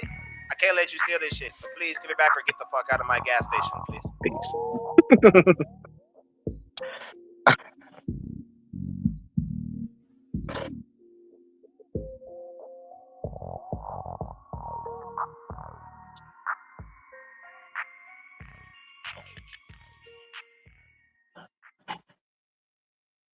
Gas station, baby. Word. Was that in Denver or Compton or Long Beach? It looked like all of them, don't it? Like, where is this? I shot it at a couple different gas stations because I thought I wasn't gonna get in trouble. That's how I was trying to go around it. Like, if I just use my job a little bit and a couple other ones, you know what I mean, I shouldn't get in as much trouble. Oh no, they was mad as fuck still, so I still got in trouble. But it was Aurora and Denver, both that we were in both, and that's 5 different gas stations in that video. Very, very hilarious and creative, and dig Thank you, man. that West Coast beach too, man. I just put some stank on it. Yes, sir. Yes, sir. I noticed, the one thing that's been consistent through the songs that we've listened to, your hooks. Your hooks. They're all very, very catchy, and it makes you want to, sing along, and it's very easy to get into it. It's got that vibe. Like, how do you come up with your hooks? It's always different. Sometimes I come up with the hook first. Most of the time, I write my verses first and then try to make a hook. I feel like that's my biggest battle, me personally, is the hook all the time when I'm doing songs. So most of the time after I do a hook, I'm looking at my paper like I am using way too many words. Especially because I rap fast and I put a lot of words into one bar. I use a lot of words because I'm always trying to just go gung ho the whole time, every time. So after I even do it and then I review it, I'm like, this is too much. I'll take some away. But I don't think that my stuff started getting catchy on the hook level until I really became myself on the microphone and really just stopped caring what people think and just did what I wanted to do in the booth. Every time I try to do a song and I'm like, I'm gonna try to do a song to fit in, like, all right, the trap is what's in right now, I'm about to do a trap song. Shit never worked out for me too well. People were like, it's okay. You know what I mean? I didn't really get the reception of it that I would like. So I stopped doing that. And once I started doing music for me because I feel like it, those were the songs that everybody liked in particular. And once I started to see that trend is when I started to take notes and begin to use those same formulas when I go in, because I know that's what the fans were liking. Word. Word up. So it's always different. You never know. But basically, I just got to do what the beat tells me to do. The beat's in charge. I'm not in charge. The beat is. I mean, speaking of beat selection, that was the thing that what I wanted to ask, especially listening back, because Fresh made mention of it, was, that West Coast beat, right? So all the beats that you had have been really, that we've listened to have been very solid, and I fucks with them, right? So my question is when it comes to song selection, what is it that walk us through as an artist and as song selection, and you're working with and reaching out and grabbing beats from a whole lot. I mean, even Germany, you said, right? Yeah. Number one rule, it's got to get me out my seat. Because I'm so passionate about music and how much I care about it, just as in general, music moves me. There's songs that make me get out my seat. When I watch the awards, sometimes I'll get up out of my seat, like I am really there when I'm watching it. So it's a feeling, and if I can get that feeling when I'm going through these beats to figure that out and do my selection, that's what I try to use. I'll listen to them, but if I don't feel it and don't get me out my seat, I'll have to pass on it. It has to get me out my seat, but there's been slow songs that have got me out my seat. There's been, a couple rock songs that's got me out my seat. It's not always rap. It's not always up tempo. So as long as I feel it and I get the feeling when I listen to it, like I feel it, like right here, like right in the heart, that's what I pick. Got you. And So then I have a plethora of beats, and then I write later. I never write to a beat. I write by myself with complete quiet. And then I'll go pick a beat that it goes to. Interesting concept. I've seen some people do that too, where they'll, create that way and then fit it in. I'm always like, would I willingly listen to this beat again? Like you said, get out your seat. If I wasn't forced to it, would I listen to it? And but everything you play, man, I like. And I would ask that question. Um, how do you go about picking the variety of it? Because I haven't heard anything that's just like, okay, this same as the last two. It's very different. Variety, almost inner hip hop genre-ish. Yeah, absolutely. I listen to a lot of different types of music, all genres, everything. I'm just a music guy. Like I want to be as knowledgeable as like a music Jeopardy. Like you can call me for any song, and I can hear it, play it. I want to beat Shazam. I want to do all that. So I just love all music, and because of that, every time I listen to an album, and even this has been since I was a kid, like at the age of 10, 11, and I would steal my parents' CDs and go listen to it. The albums that I liked had a song for everybody. And I would feel it when I listened to it. I'm like, oh no, this is the song for the ladies. I ain't listening to this. Ain't number dudes in the room right now, pal. But I know that the CD still had a song for everybody. It doesn't matter if I liked it or not. It had a song for everybody on it. And those CDs have all now turned out to be classics now that I'm older. CDs like All Eyes on Me, Tupac, the double disc. CDs like Brandy, Never Say Never. CDs like Taylor Danes, some Gloria Estefan, some Sade, even listening to old Motown music. Old Motown music, everybody thinks it sounds the same if they're being stereotypical, but I mean, they hear it. They're not listening to me. Everybody thinks my it's a God, shoo-wop, and it's not. That's a humongous mistake if you think that all Motown music. Man, Watch where a I've been located, documentary I've on run into Motown. some people that are like that. See how you said it even the same. And a lot of people think all countries sound the same. It don't. There's some country that these people are very unique. I'm a very big Luke Bryan fan, I think that he's one of the dopest in the game right now. I like Blake Shelton when it comes to country music, but I incorporate all this stuff into what I'm doing because you have to have something for everybody. So to answer Fresh's question, that's how I pick everything. I'll be like, all right, I got the club song already. Now we need the slow song. Now we need the deep song. Now I need the gangster song. Now I need, you know what I mean? And I try to have songs for everybody because working at this gas station where I'm working at currently, that's how I get my music out to the people. I see so many people a day. I give them a demo or a CD or tell them to follow me on something or a business card. And I know I can't give a girl my gangster music. I can, you know what I mean? They might like it, but not my chances aren't as high as giving it to somebody that's got face tats. You know what I'm saying? Like I know I choose my audience. I try to read the room. Bing, that's him. Yep. Like I know what you're gonna like. Play number Right. 6, but then another girl's gonna come in. I'm like, you play number 2. But then another guy come in. He gonna have his daughter or something. And you're like, you got kids. You should play number 9. And then I got something for everybody and can kind of direct traffic to tell them where to go. So I pick things based off of that because I want to be inclusive and have something for everybody. I don't want to just be considered in one spot, one person, one category. You know what I mean? I want to be all around full entertainment. So to be entertainment for everybody, you have to have something for everybody. Agreed. Variety. Absolutely. Man, so you and Weez have a song together. Yeah, we do. But you know what? I don't have no copy of that. You got it?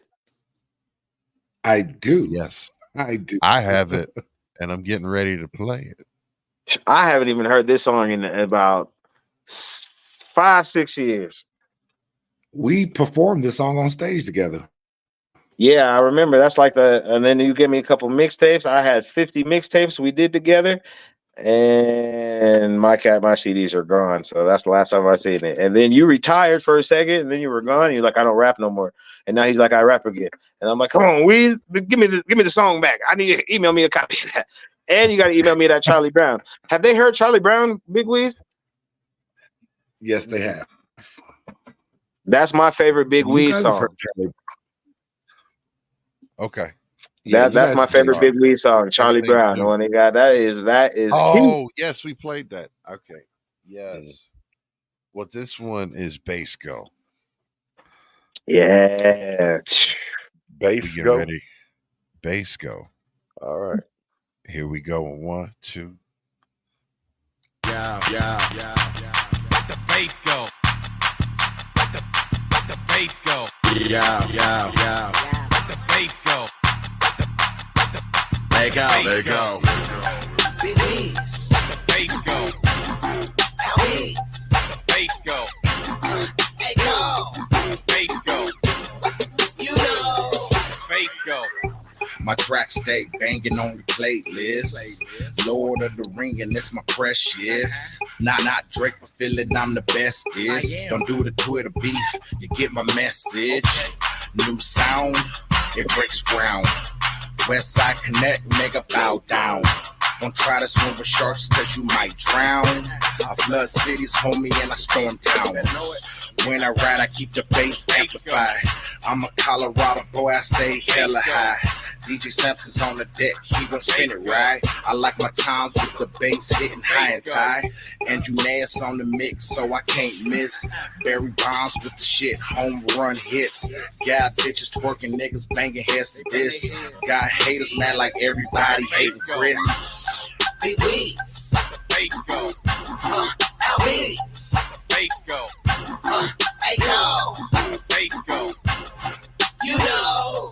Bass go. All you gotta do is turn it up and like a bass go. All you gotta do is turn it up and like a bass go. Big Weez. Bass go.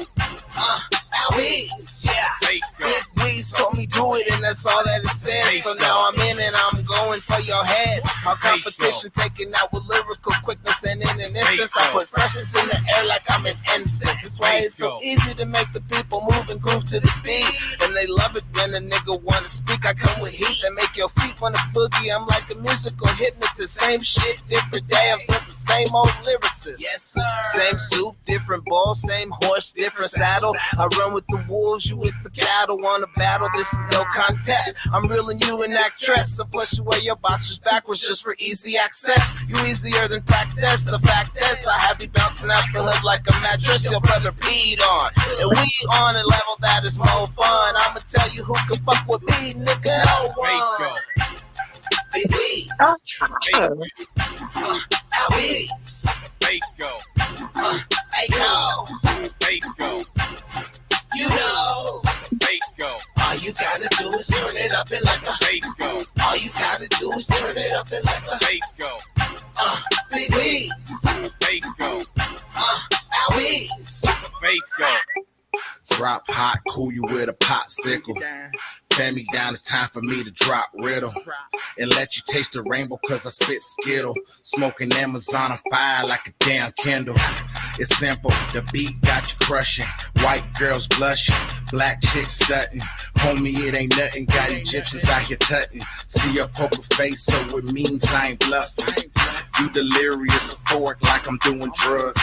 I ain't tripping, I'm just sipping on a pan of mud. Turn down for what? Turn me up, I'll kill the club. I'm on my 213 shit, I like that groupie love.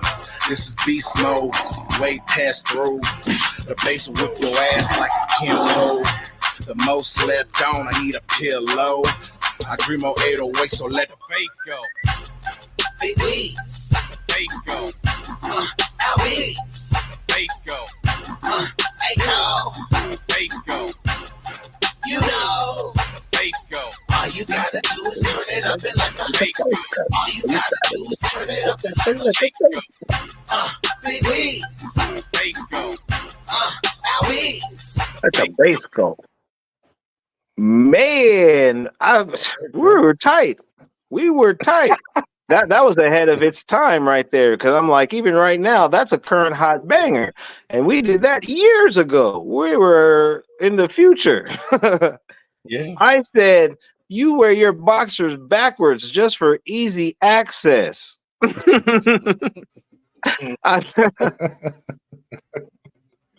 What was I even thinking? I am a lunatic. That was tight. I got to that point where I've impressed myself now. Sometimes I'm like, that impressed me. I impressed myself. That's when it gets fun. Once it gets fun, then nobody can take nothing away from you, and then you just have to keep creating. Just keep going. Absolutely.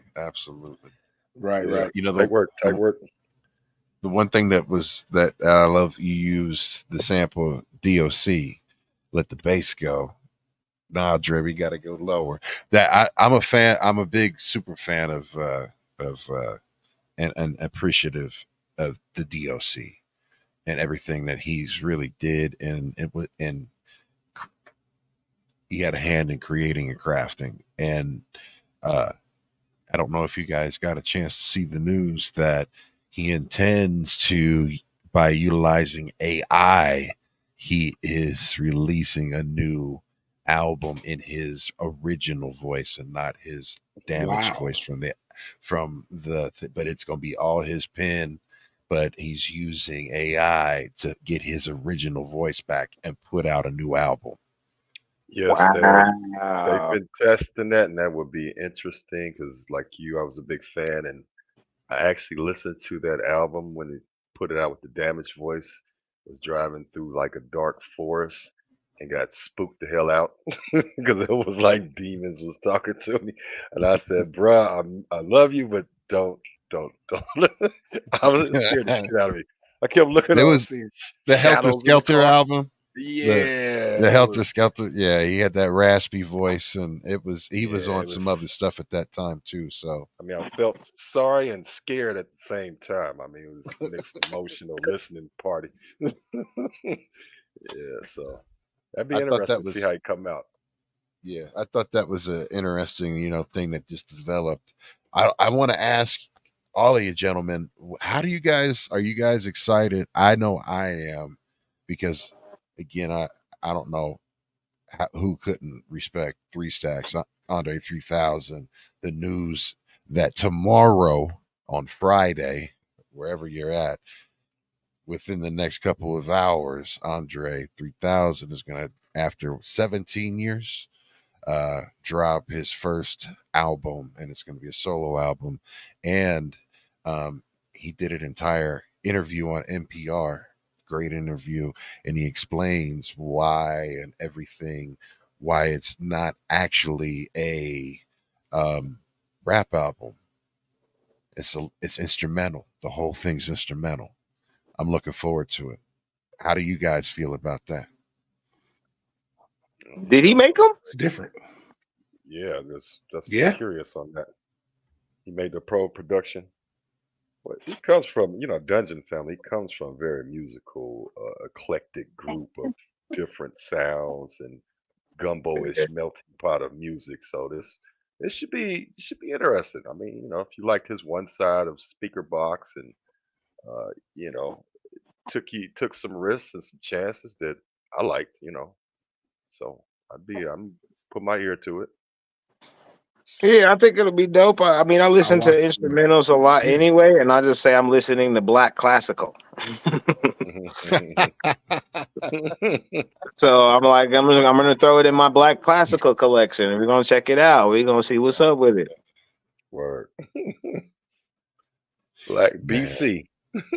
I saw Whole a new video genre, of right? Andre Yeah, Dre. I Yeah, really yeah. want. I'm I digging want that. that. I really want that to be a genre, like official. I think that I love that.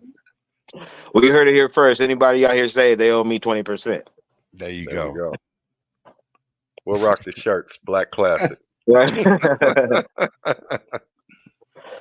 Amen. Amen. I got a request.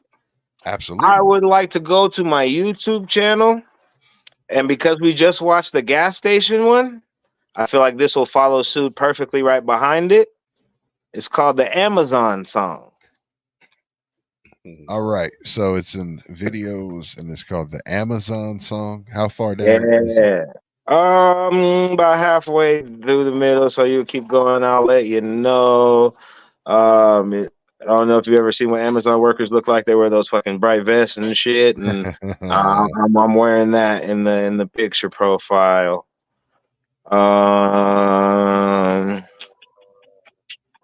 There it is, right there. Yep. Now this follows in suit with just the same thing with the gas station. After I didn't work at the gas station anymore, I had to get a new job. Started at Amazon. Showed all the people at Amazon the gas station video and why I'm at Amazon. They were like, "You should make an Amazon one." So I did. And like to hear it, here it goes. All right. Here we go. We're gonna get into this one right now. Let's see.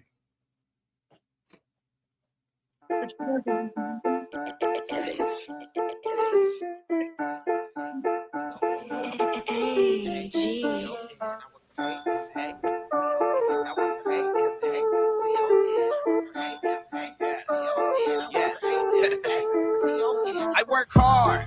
I do it every time. Working for Amazon, they say I'm out of my mind. I don't think so. Good benefits, good pay. Got a couple days off. The rest of them working every day. The warehouse. They told me I had to stole. My rate is 364. Let me do it a little more. And I promise I will hit full. I came to put on the show and get the packages to everybody's dough. But here they call them promises, and my promise is a timely delivery. And if I'm not in time, tell Amazon to get rid of me. If there's a problem, just tell us to not be nervous. To smile, it's on the boxes the way we deliver service. You can order from Amazon with your pajamas on. You can see us all here working about the cracking down the cameras on. We all here working until the job is done. Amazonians are here, and I'm not talking tall ones. You call us up, try to tell us your box is gone. Took a picture before we left, so we're knowing whose porch it's on. Voluntary extra time to get the peso. Safety first around the warehouse. Shout out to Bezos. 10-hour days, that's a lot of time. When you getting what you ordered online, you say your package big, you should look at mine. You had to lift one, I had to lift 9. I had to try to quit on me for a week reason. You wouldn't last, imagine them during peak season. I said we work hard, every day's a test. I'm trying to work hard till I got a red vest. Loving what we do, you should get in line. Download my music from Amazon Prime. Ask Alexa, she'll tell you I'm the best. Albert from Amazon is Amazon, yes.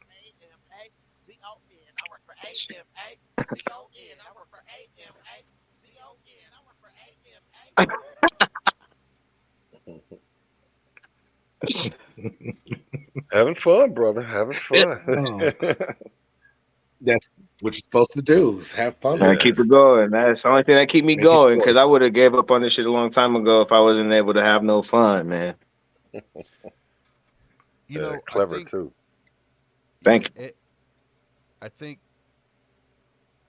in my opinion, when you're being genuinely yourself, right, and you are able to, make serious type music, and then you can just do some clowns, like, fun stuff, right? Not clown stuff, like where you're clowning around, but like, Right, right. fun, right? Having fun with it, right?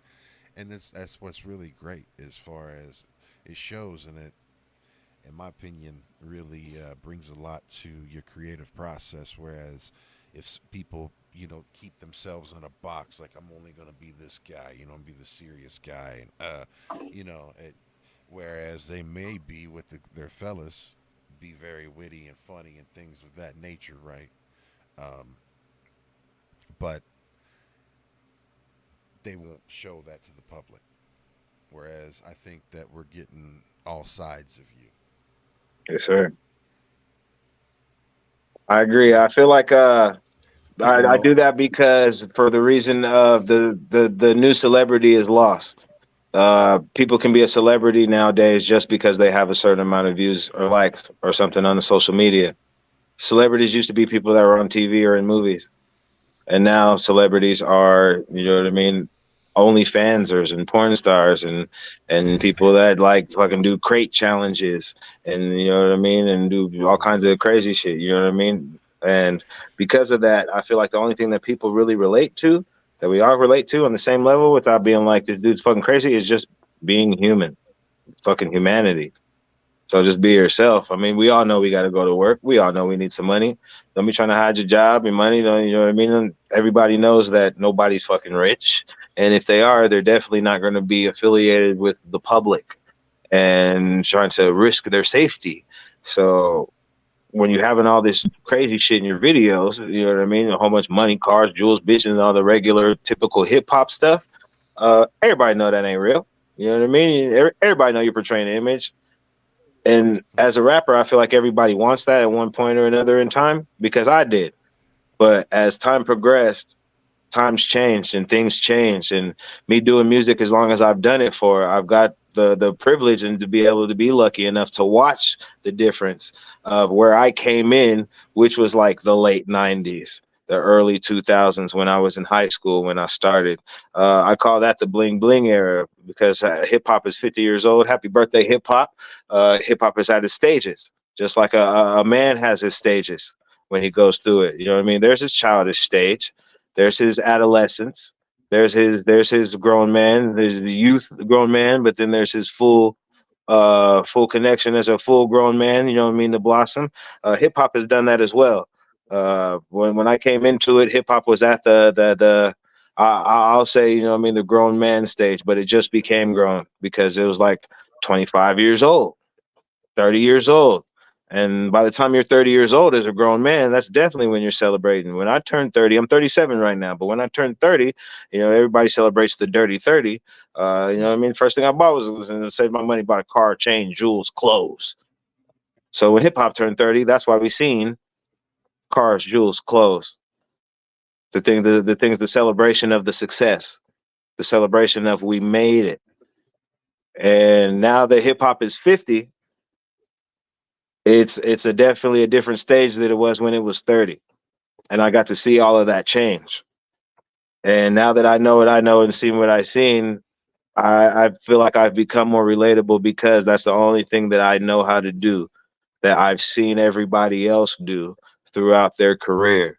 And the people that are the most memorable, in my opinion, are the ones that showed that they were human too. Mm. So I try to do the same thing. Mic drop on that one, ladies and gentlemen. Yeah. Round of applause for that one.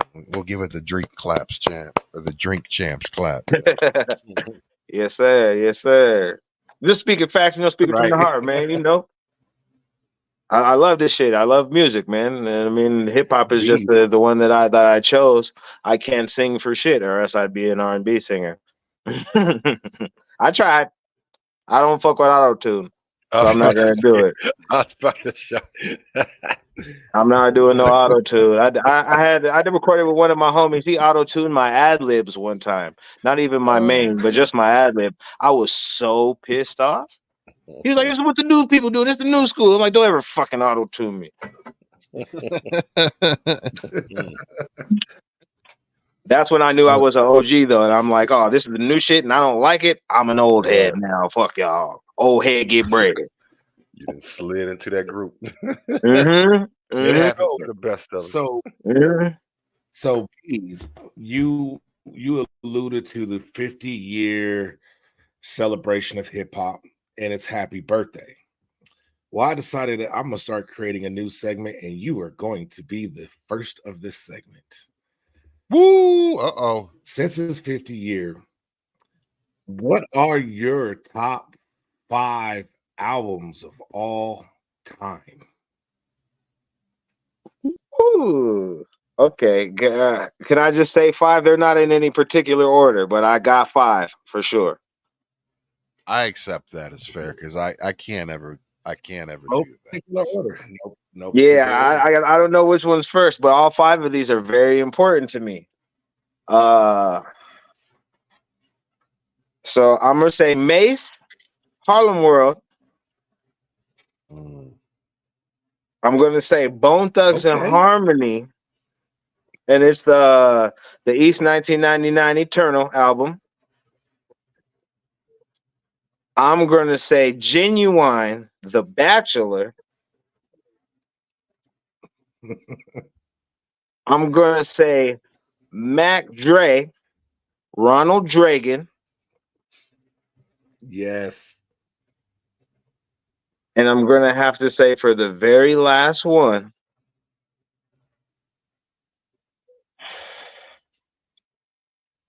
I got 2 in my head, but I'm gonna say Tupac, All Eyes on Me.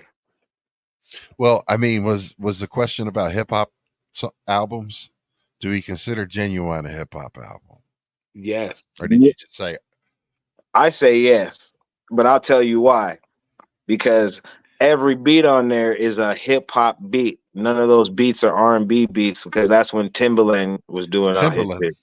Correct. And Timbaland, in my opinion, Timbaland gave all his R&B shit to Aaliyah. He didn't give it to Genuine. Genuine needed to be a little harder or rougher, and because he was up against people like Case and Jaheim, he couldn't just be another soft R&B person. And even now to this day, all Genuine songs that are memorable and the ones that stand out are all bass 808 heavy carried songs. And 808s are typically in the genre of hip hop music. Nobody really uses 808s until like currently, recently, besides hip hop.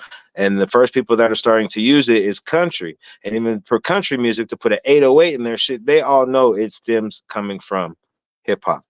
Listen, that stuff is ridiculous to me. It's crazy. That's the fact to see the collaboration between country music artists and hip hop and how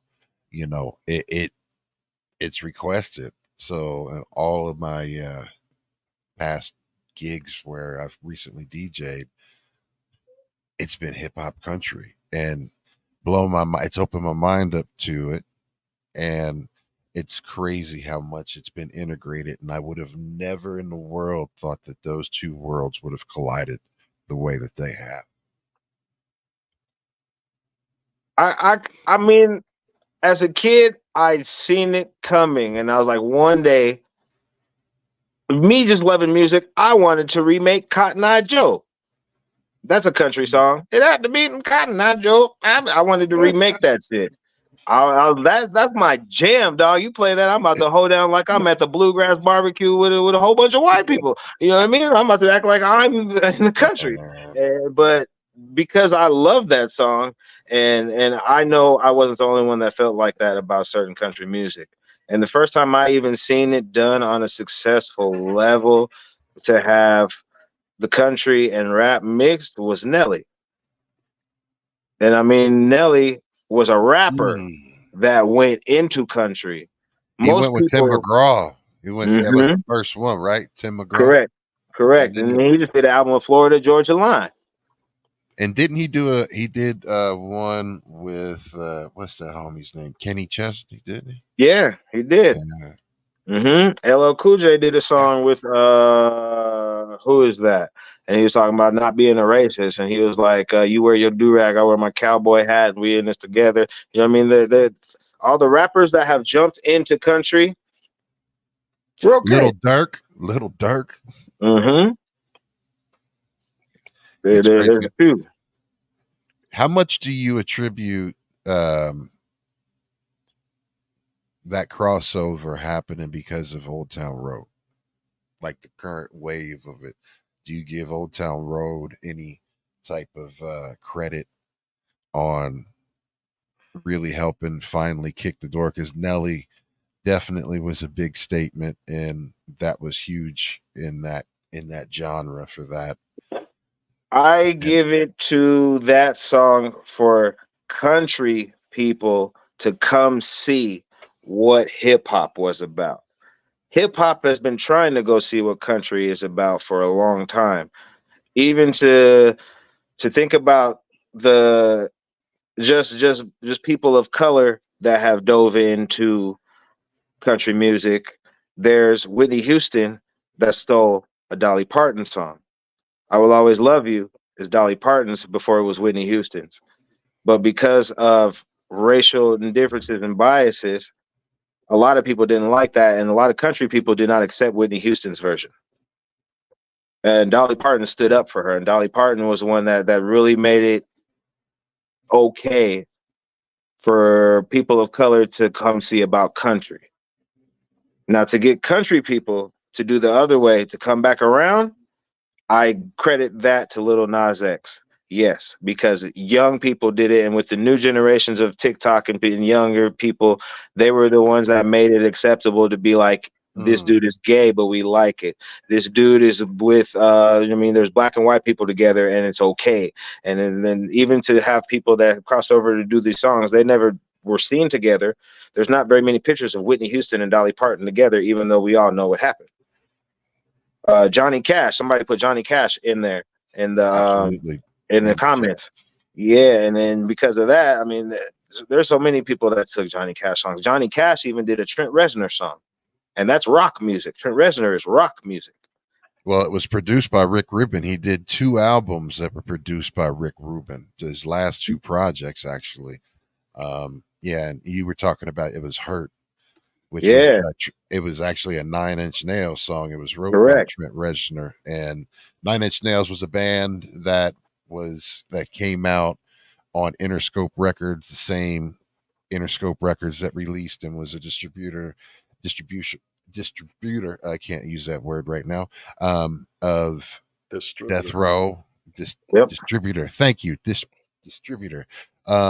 Of Death Row and a lot of hip hop, right? So that was the kind of the spirit of the album, or of that label. They were just allowed so much wide variety of music, and that was a crazy project to go back and listen to, because he covered a lot of stuff. And of course, Rick Rubin's legendary hip hop producer, but he's produced so much other stuff too. So, and people respect that now, but they didn't respect that when it was created and when they were actually doing all that stuff. And they changed the game, not knowing they were going to change the game. They were hoping of it. And a lot of these people are even good people. Like Trent Reznor is a good dude. And because he's a good dude, I mean, I don't know him personally, but what I know of him, you know what I mean? I never heard anything bad about Trent Reznor. So because of that, I mean, Trent Reznor works for Disney right now and is writing music for Disney. Yeah. He did he helped do the soundtrack to The Watchmen. He did the soundtrack, the actual score to the movie, or the HBO series, The Series. Watchmen. Which, if you guys didn't, have all you gentlemen seen Yes, sir. that? Yes, sir. I have. Mm-hmm. What about you, Fresh? Yes. Yeah, I watched And Weez, did you see that one? Yeah. So I mean, that one's bananas. That's a great show. If anybody ever gets a chance to watch that, Yes, please yes. watch that. Absolutely.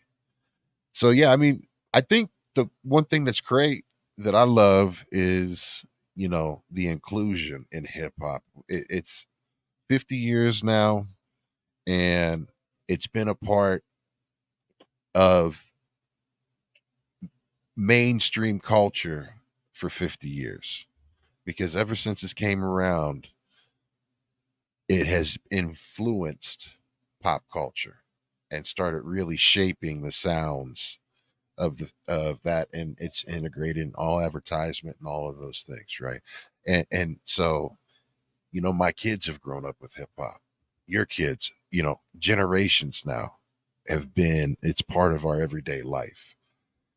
And to see the inclusion and to be able to have artists that embrace and accept being different and unique, and you don't you're very serious about your music, you're very serious about your grind, your hustle, and everything that you've got going on, but yet you do not take yourself too serious.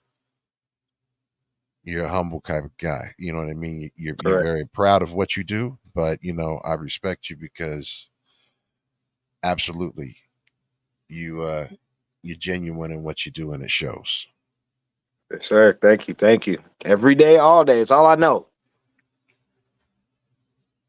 Salute to you, Joy, man. my brother. Anyone else got any type of questions? Bees, another question. Yes, sir. These are Bees, the I ones I got was another waiting for. Look question. at that sinister ass So- smile. He's like, I got another question. He's like, all right, Weez, I'm ready for you. Well, because I'm going to ask the questions that most people don't want to answer. And again, new segment. Rep your state, rep your city. Besides yourself, give me your Colorado top 5 artists. It's time to give Ooh. flowers. Ooh. Okay. So, I mean, I look at Colorado Let as like everybody New York. know about the range of music out here. Get their top 5. Okay. This is what I'm gonna do. Let's hear these New artists. Colorado is like New York. We are now borough'd off. There's different sections. You feel me? There's Aurora. There's Denver. There's the West Side. There's Fort Collins. There's the Springs. It's borough'd off in sections, just like how New York would be, like Bronx, Brooklyn. You know what I mean? Harlem, all that stuff. So because of that, to only pick 5 isn't enough. But I'll give you Let me 5 right now It's that not. I But know I would that like to I'm know like, your I rank. go listen to their music. I listen to these people's music on an almost weekly basis. So we have 100 Pack Savvy. We got Terrell Matheny. We got Never Seen the Thug. We got DA Dub. And then IKME. Yeah, shout out IKME, yes, most definitely. And then you know what? I'm gonna give the last one to YG Case. YG Case just got signed with Jim Jones and Vamp Life Records, and he's from Park Hill, and that's a big move for Colorado. So shout out that guy too. Nice. So yeah, those are the 5 right now that I know that I'm like, if I'm not gonna play me and somebody's like, play me somebody from Colorado, I'm gonna play one of their songs. Interesting. That's respect. Yo, Respect.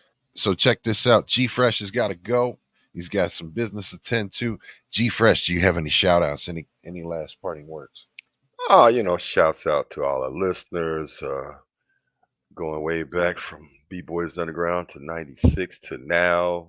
Much love to everybody, all my co-host and our guest Albeez. You did a great job, man. It was very entertaining. Good to meet you. And I'm on Yes, the sir. subscribe to your page. We'll be linking up.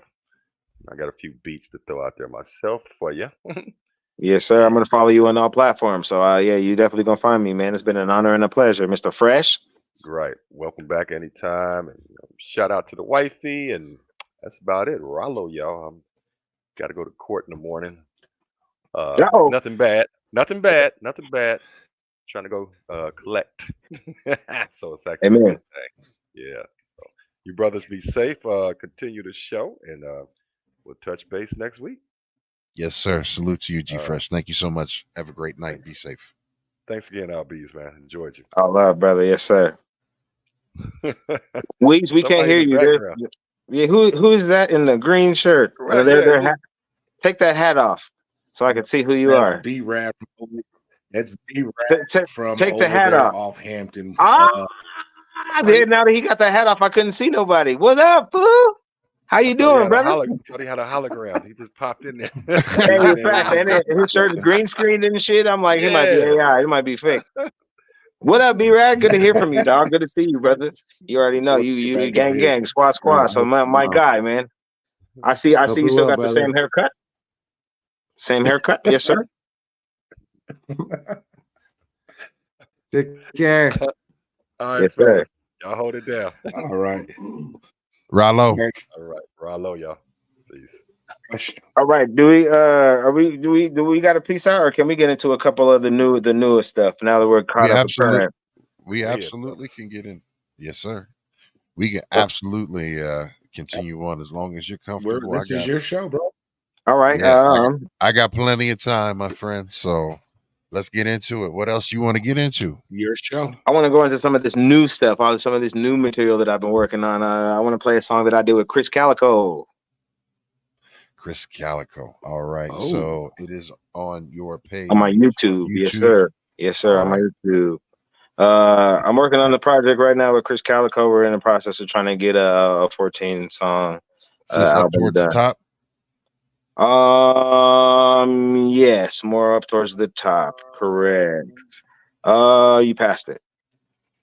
Go down just a little bit more. A little bit more. Just a little bit more. Right there. Stop.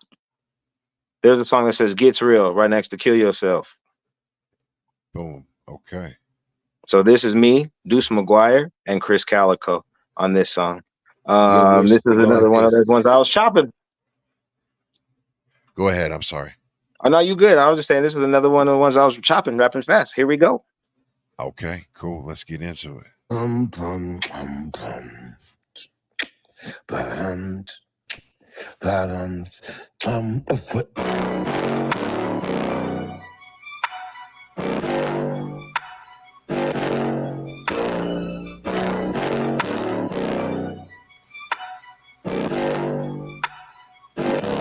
I could do it quick and do it in front of your mans while he doubling it up when he's saying double it up and he ain't giving the bucks and he playing. Cover it up so he ain't seeing the puppets that's getting pumped with the stuff on the seatbelt off in the truck and he ran. Hit this cup of paper nip in the tuck of your band, and if it's really up to me, the truth in the booth what I'm saying. It clears the Bluetooth on blue faces, Bluetooth with my shoelaces up to me, I'm 2 paces from you too. Can't slow down, no. Cause if he do then he don't catch him with the rest of when we flexing any extra and nobody sitting next to him and he don't pick the phone up and nobody sending text with me. Idly, I think gotta be proud of me. Do it down to the bottom of Calico be the lottery. Yeah, you got him a spot and thought I was riding in poverty to the top of the gobbler. What I got up inside of me, know that kiss hand can piss air, the piss hands, it ain't fair, the diss hands on this hair, choose his hands to play fair, they play me like a ball head, I ain't got no his hair, don't tell me go to hell, cause the nigga literally live there. Now which bastard got the nerve to pick the mic up and pipe up and try to get his likes up? Now who faster? You better never try to do me, I'm a chop suey you a Wishmaster. When shit gets real. They be running for cover, no Danny Glover, but I'm linked up with the weapon. Got steppers like a frat house, full metal jacket. We pull a lyrical max out. Thou shalt not kill. We disobedient, we killing them seeds. Death in the air, got them all feeling the breeze. Like juvenile bird rappers at 400 degrees. When shit gets real. They be running for cover, no Danny Danny Glover, but I'm lethal with the weapon. Got steppers like a frat house, full metal jacket. We pull a lyrical max out. Thou shalt not kill. We disobedient, we killing them seas. Death in the air, got them all feeling the breeze. Like juvenile bird rappers at 400 degrees. I leave you woozy, this is lyrical ruby. I got you when I put in a smoothie. I'm known to be choosy, chopping down and I'ma eat it like sushi. Get a fabulous, a little bit bougie. This shit is a movie, bubbling just like a jacuzzi. When I'm feeling on your girlfriend booty, doing my duty. For the most part, I'm keeping it coolly. If you tripping, then you gotta get through me. This shit gets real. Shitting from the top and then it's rolling downhill. And don't nobody really wanna be part of your shit show. So you really need to let shit go, bro. If you didn't know, I be the nigga that be coming to get it. I'm for the love of the money, nigga. You know that I'm with it and I'm busting. Niggas be tripping and know I gotta keep a weapon. I gotta be ready for whatever case a nigga bust. I'm higher than nigga pussy and you don't wanna push me. I'm out of my mind and I'm smoking so I can tell it's dust. Spending the money like I'ma die tomorrow. Look at me crazy like I'ma cry tomorrow. But for what? No time to relax. Stay turned up to the max. It's never a cap. They love when I rap. I spit like a killer that's on the attack, not a back. The way that I rap is amazing. You won't got you taking a nap cause I'm black. The police be tripping and people be hating. I keep me a strap, I'm a man. But don't get it twisted, the bitch not important, she sit in the back. When shit gets real. They be running for cover, no Danny Glover, but I'm lethal with the weapon. Got steppers like a frat house, full metal jacket. We pull a lyrical max out. Thou shalt not kill. We disobedient, we killing them seas. Death in the air, got them all feeling the breeze. Like juvenile bird rappers at 400 degrees. When shit gets real. They be running for cover, no Danny Glover, but I'm lethal with the weapon. Got steppers like a frat house, full metal jacket. We pull a lyrical max out. Thou shalt not kill. We disobedient, we killing them seas. Death in the air, got them all feeling the breeze. Like juvenile bird rappers at 400 degrees.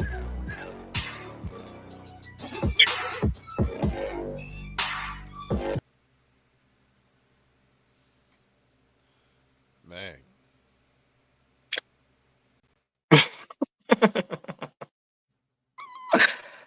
That was crazy, right? Absolutely. That's dope. So shout out, that beat was by Wishmaster Beats. I got tapped in with Wishmaster Beats through my homie Kato on the track. Kato's good people. I tapped in with Kato a couple of times, got some beats from him. Got to sit, chop it up with him, do a couple performances with him, get some advice from him. He's giving me a lot of good knowledge and stuff. So, shout out Kato on the track, Kato the producer, and shout out Wishmaster. And shout out Chris Calico too, for blessing me with that fire verse. And he made me work because I had to write my verse 3 times, and I feel like it wasn't good enough before I was like, I got to go behind Chris Calico. So that one was a task, but I think I worked that one out nicely. And Deuce McGuire on the hook. Shout out Deuce McGuire on the hook. And you know what? He's an honorable mention. You said top 5 artists in Colorado. Deuce McGuire gets an honorable mention because he's definitely one that I would bump for sure too. But you only said 5, so I'll just give him honorable mention. Deuce McGuire's dope. One of my favorites out here. Never heard him come whack ever. Hell yeah. Weez. He looked like he ain't never heard that song before, and he's in shock right now. He's muted. Weez, you're muted. Yeah, I'm unmuted now. Yeah, I'm mute for the audio, just for them. So I, because we talking in the background during, let the music shine. No, I like it, man. Hey, Deuce got a good voice for them hooks, man. And yes, that was the first time I've heard that track. So I was in tune, and me, beat aside, I'm listening to the lyrics word for word and digesting it. Right. So I love Chris's delivery. His cadence was insane. That first verse, so that was different. Yes. The way you rode the beat, loved it. It was very unique on your flow. So that one, again, every track I hear you bring is something different where you're showing your versatility. Even though you may be trying to rap the same cadence, you still do it different every single time. Yeah, man. And that separates you as an artist.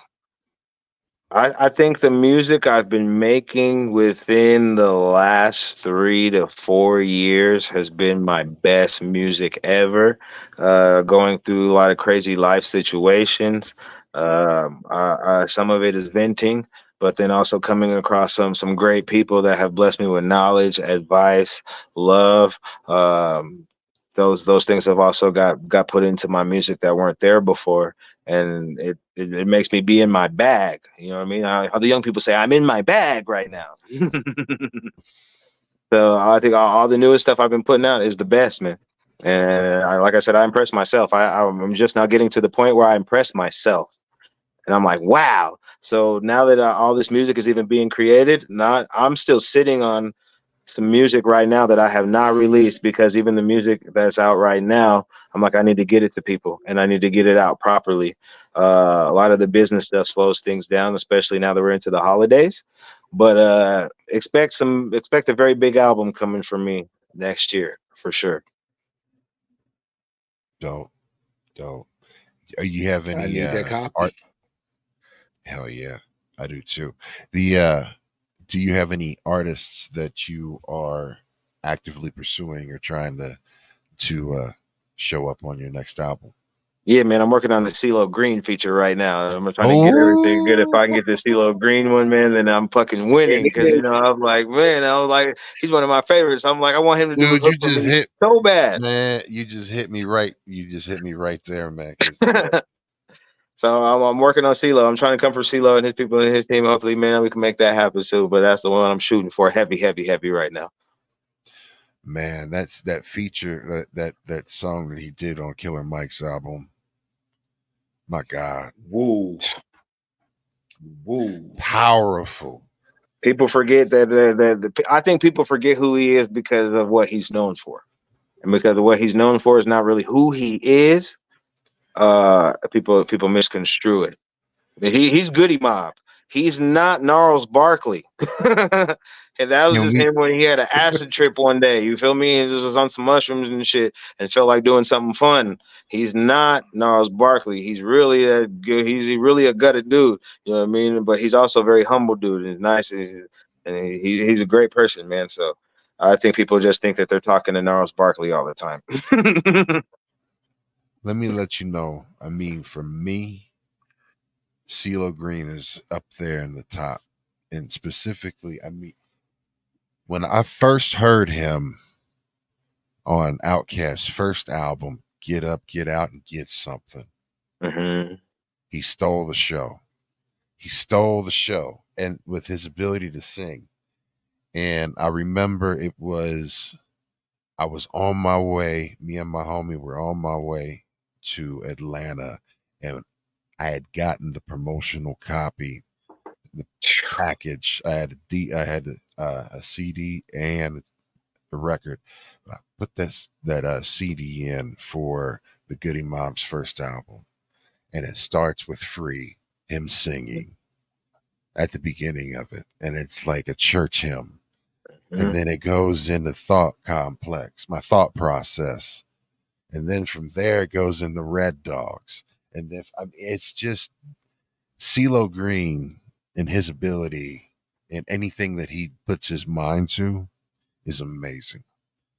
So that I'm looking for. I can't. We gotta link up too, and you gotta, dude.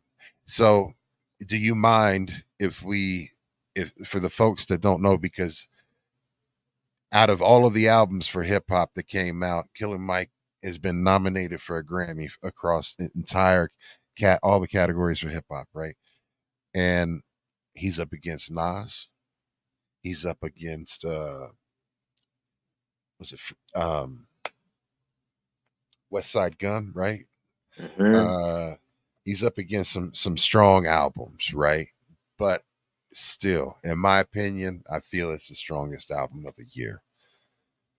Do you mind if we play the CeeLo Green Killer Mike video? Please do. Please do. Man, we got to get into this one because it's the video. It's just, yeah, man. I want y'all to sit back, relax, and if this gets flagged and if it all of a sudden muted during this section, if you're watching this on the replay on YouTube, just fast forward to the end of the video and the audio will be back because of it may have gotten hit for a copyright flag. But this is a live show. We are on multiple platforms.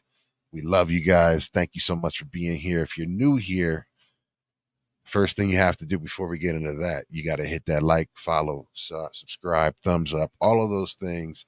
Please help us grow this platform so we can continue to grow and bring you dope content like this. Every Wednesday, it happens at 9 p.m. Eastern, 8 p.m. Central, 7 p.m. Mountain, and 6 p.m. Pacific. We are on 3 platforms. We are on Facebook, we are on YouTube, and we are on Twitch. Please get down with the get downs. And also, we have a Discord server. Yes, yes, yes. We have a Discord server. Please, if Gila Rain, make sure you follow her. She's my super dope moderator right there in charge. Gila, if you could, please, please, please put the link to the Discord in the Twitch chat. But now we're going to get into a dope ass video. I know it look easy. Everybody here? Somebody work hard. Yes, sir. I hope y'all hear me. Killer Mike. Yes, sir. Come on, stay down. Stay down. I just think timing is everything. Like, nigga, this it. This one right here. That ain't easy. Stay motivated. Stay inspired. I owe it to myself. Stay down on it. And it ain't been hard throughout the journey. It's been a journey. So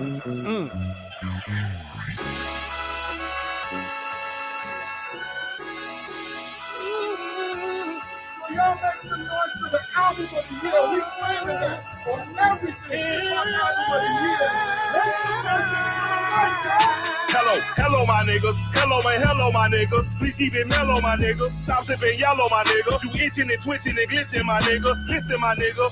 Snakes in your circle and them bitches hissing, my nigga. My nigga don't listen. One thing I hate about my nigga, so I just pray by my nigga. Nigga is hard. Niggas ain't gave up on God. Maybe God gave up on us. Maybe she angry we worshiping all these false idols, so devils just praying on us. This for the junkie, the fiend, and the loser. Praying to God in the back of a cruiser. I pray that prison can cure your addiction and devil's affliction don't hurt you no more. Needing no reason, but I'll let you know. I was so young when I stood at that stove. Then I did not know that the money you gave me was meant for your babies, and now they just cold. It was just been in my nigga. I am not vicious, my nigga. I had no vision, my nigga. I wanted Gucci and Fendi, my nigga. Gucci and Vinci, my nigga. But none of them crackers, they love us, my nigga. All of them crackers, they fuck us, my nigga. Mad cause they women in love with the guard. They fuckers and suckers and love us, my nigga. Back to the trap, back to the Dickens and bugs. Looking like I drive a truck. Fucking my bitch, shit. Better be rich. She buy a new bag of weed. Goddamn it, I don't understand it. But if she's an addict, this Gucci purse don't get a key. Think what I add. She is the baddest and bad. Pretty as Coretta Scott. All that I got. She got the face of a model. She got the heart of a solder. She from the gutter, my nigga. Wife and a mother, my nigga. Women that Della, my nigga. Free Leonard Peltier, my nigga. Obama. Please free our mama, my nigga. Asada, my nigga. Please free Zulu, my nigga. Heart of a Zulu, my nigga. Free Larry Hoover, my nigga. Free Jeff Fort, my nigga. Fuck all the courts, my nigga. Moving like Malcolm and Martin the King. Lift every voice is the soul that I sing. More than the womb of a beautiful teen. I am a beautiful, wonderful thing. I am a king, my woman's a queen. Master of the heart, that we are the God. I study hard like John Henry Clark. Even in my days of whipping the heart, I tell the devil the black man is God. Keeping it players is playing my part. Lean on my demon and posting the paw. Jury on gleaming like rockin' the law. My Eric B is my 9 in the car. You try to G me, get 9 in your jaw. Bless all the fellas that handled the raw. Fuck all the tellers that ran to the law. Watch out for the hitters with sticks in the car. My name is Michael, under my law. Won't you help us, so Holy Father? And I miss you as a mother. And nobody's gonna live forever, and neither am I. You shot for the city that raised me. Thanks for the pain that you gave me. Because without it, no one would have known that I was even alive.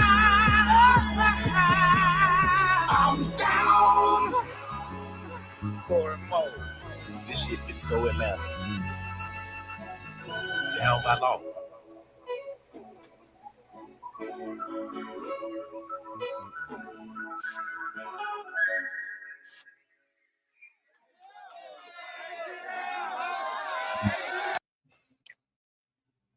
Yo, I heard this song, but I never seen the video.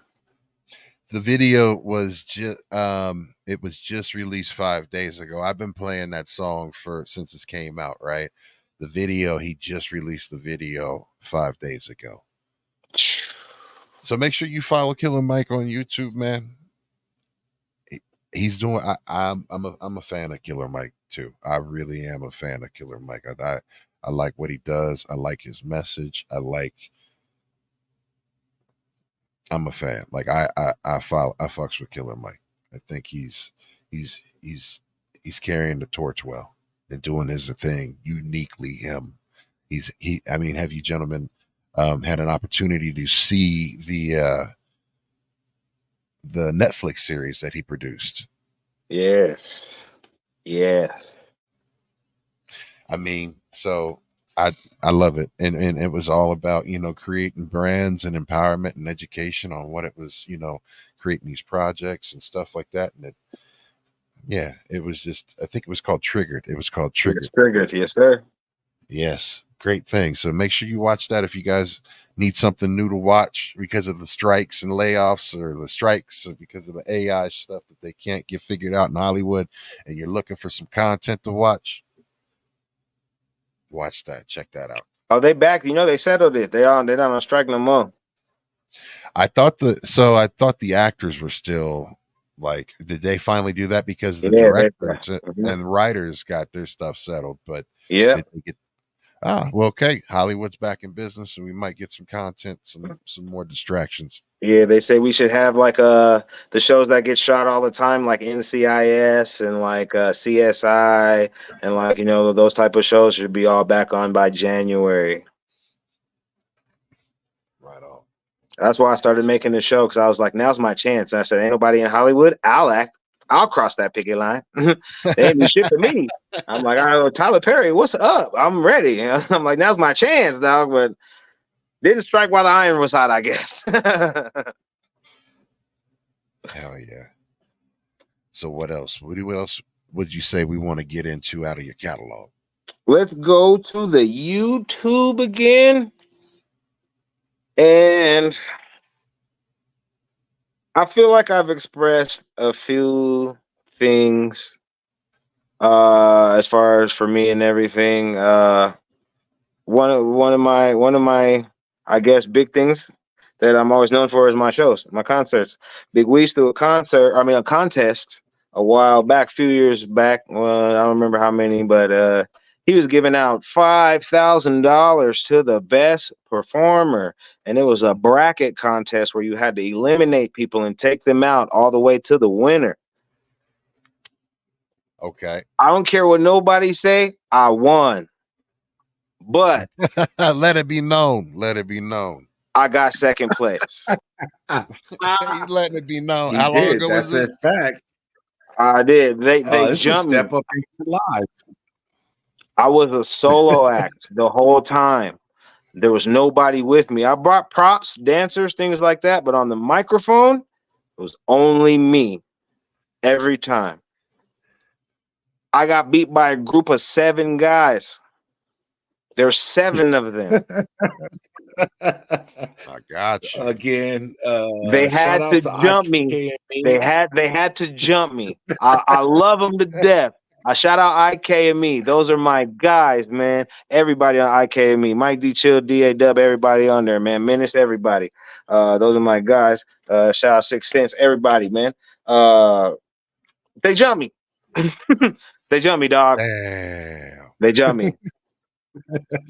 But it sounds like Big Weez has some 8 Mile stuff going on. Like it got so crazy that he had to go get one of those things that read the volume so he can see how loud the crowd was. He had to get the actual reader, the I don't even know what it's called, but he had to actually get that and to actually do the sound of the crowd, and he had to do it 3 times to even really be like, they barely beat you, but they beat you. It was a rough decision in the end. Step Up and Get Live. It was a great talent show to showcase. You had to step up and get live. And for those who are tuning in and watching this is a great example of what it takes to become the next big thing and to be on your way and be the showman that it takes to make it in this industry. Shout out to Albeez for the best showman I know in the industry. You were definitely in my top 5 of all-time performers to watch live. And this right here is what it takes to do that. So I'm looking for it right now. I need you to help me find this. Let's see here. So We're okay. It's So you started from the bottom. Okay, so I do not have any step up and get live footage on there, but we're gonna watch some of these old ones. There's should I show? There's some ACO ball footage. Okay, stop right there. There's a video that says ACO ball, the last one at the bottom right hand corner, and you can see me kind of dancing. This one right here. the go live from ACO Ball. Mm-hmm. This one right here. Yes, sir. Go ahead and play that. So this was what made me a local celebrity. I threw a concert with nobody but people from Aurora. No headliner. I was the headliner, and I shot a music video, did my album release party. When I did all that, we brought about 350 people into a venue that's no longer up, but it's called Castleman's. We were at Castleman's.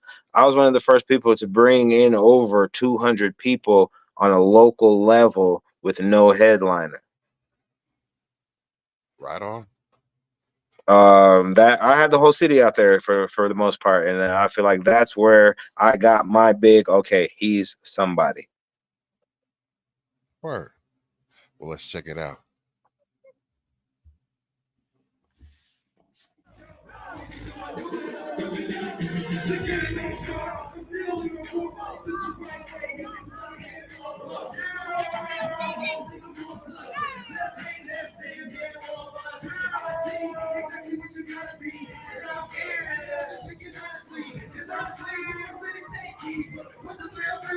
I'm trying to think.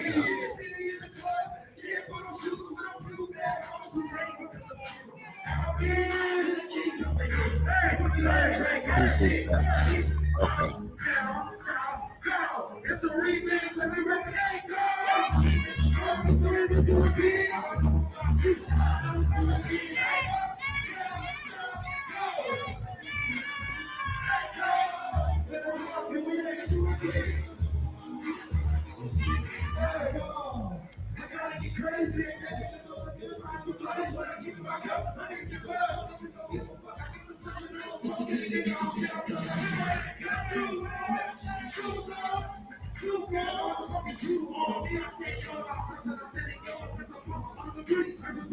What's crazy about this is like you can't even see me, but that's how many people were there. And this is on stage. I'm rapping right now, but I'm like, where's my at?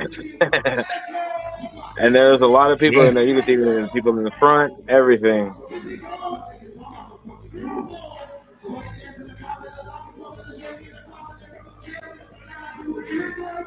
This was 2009.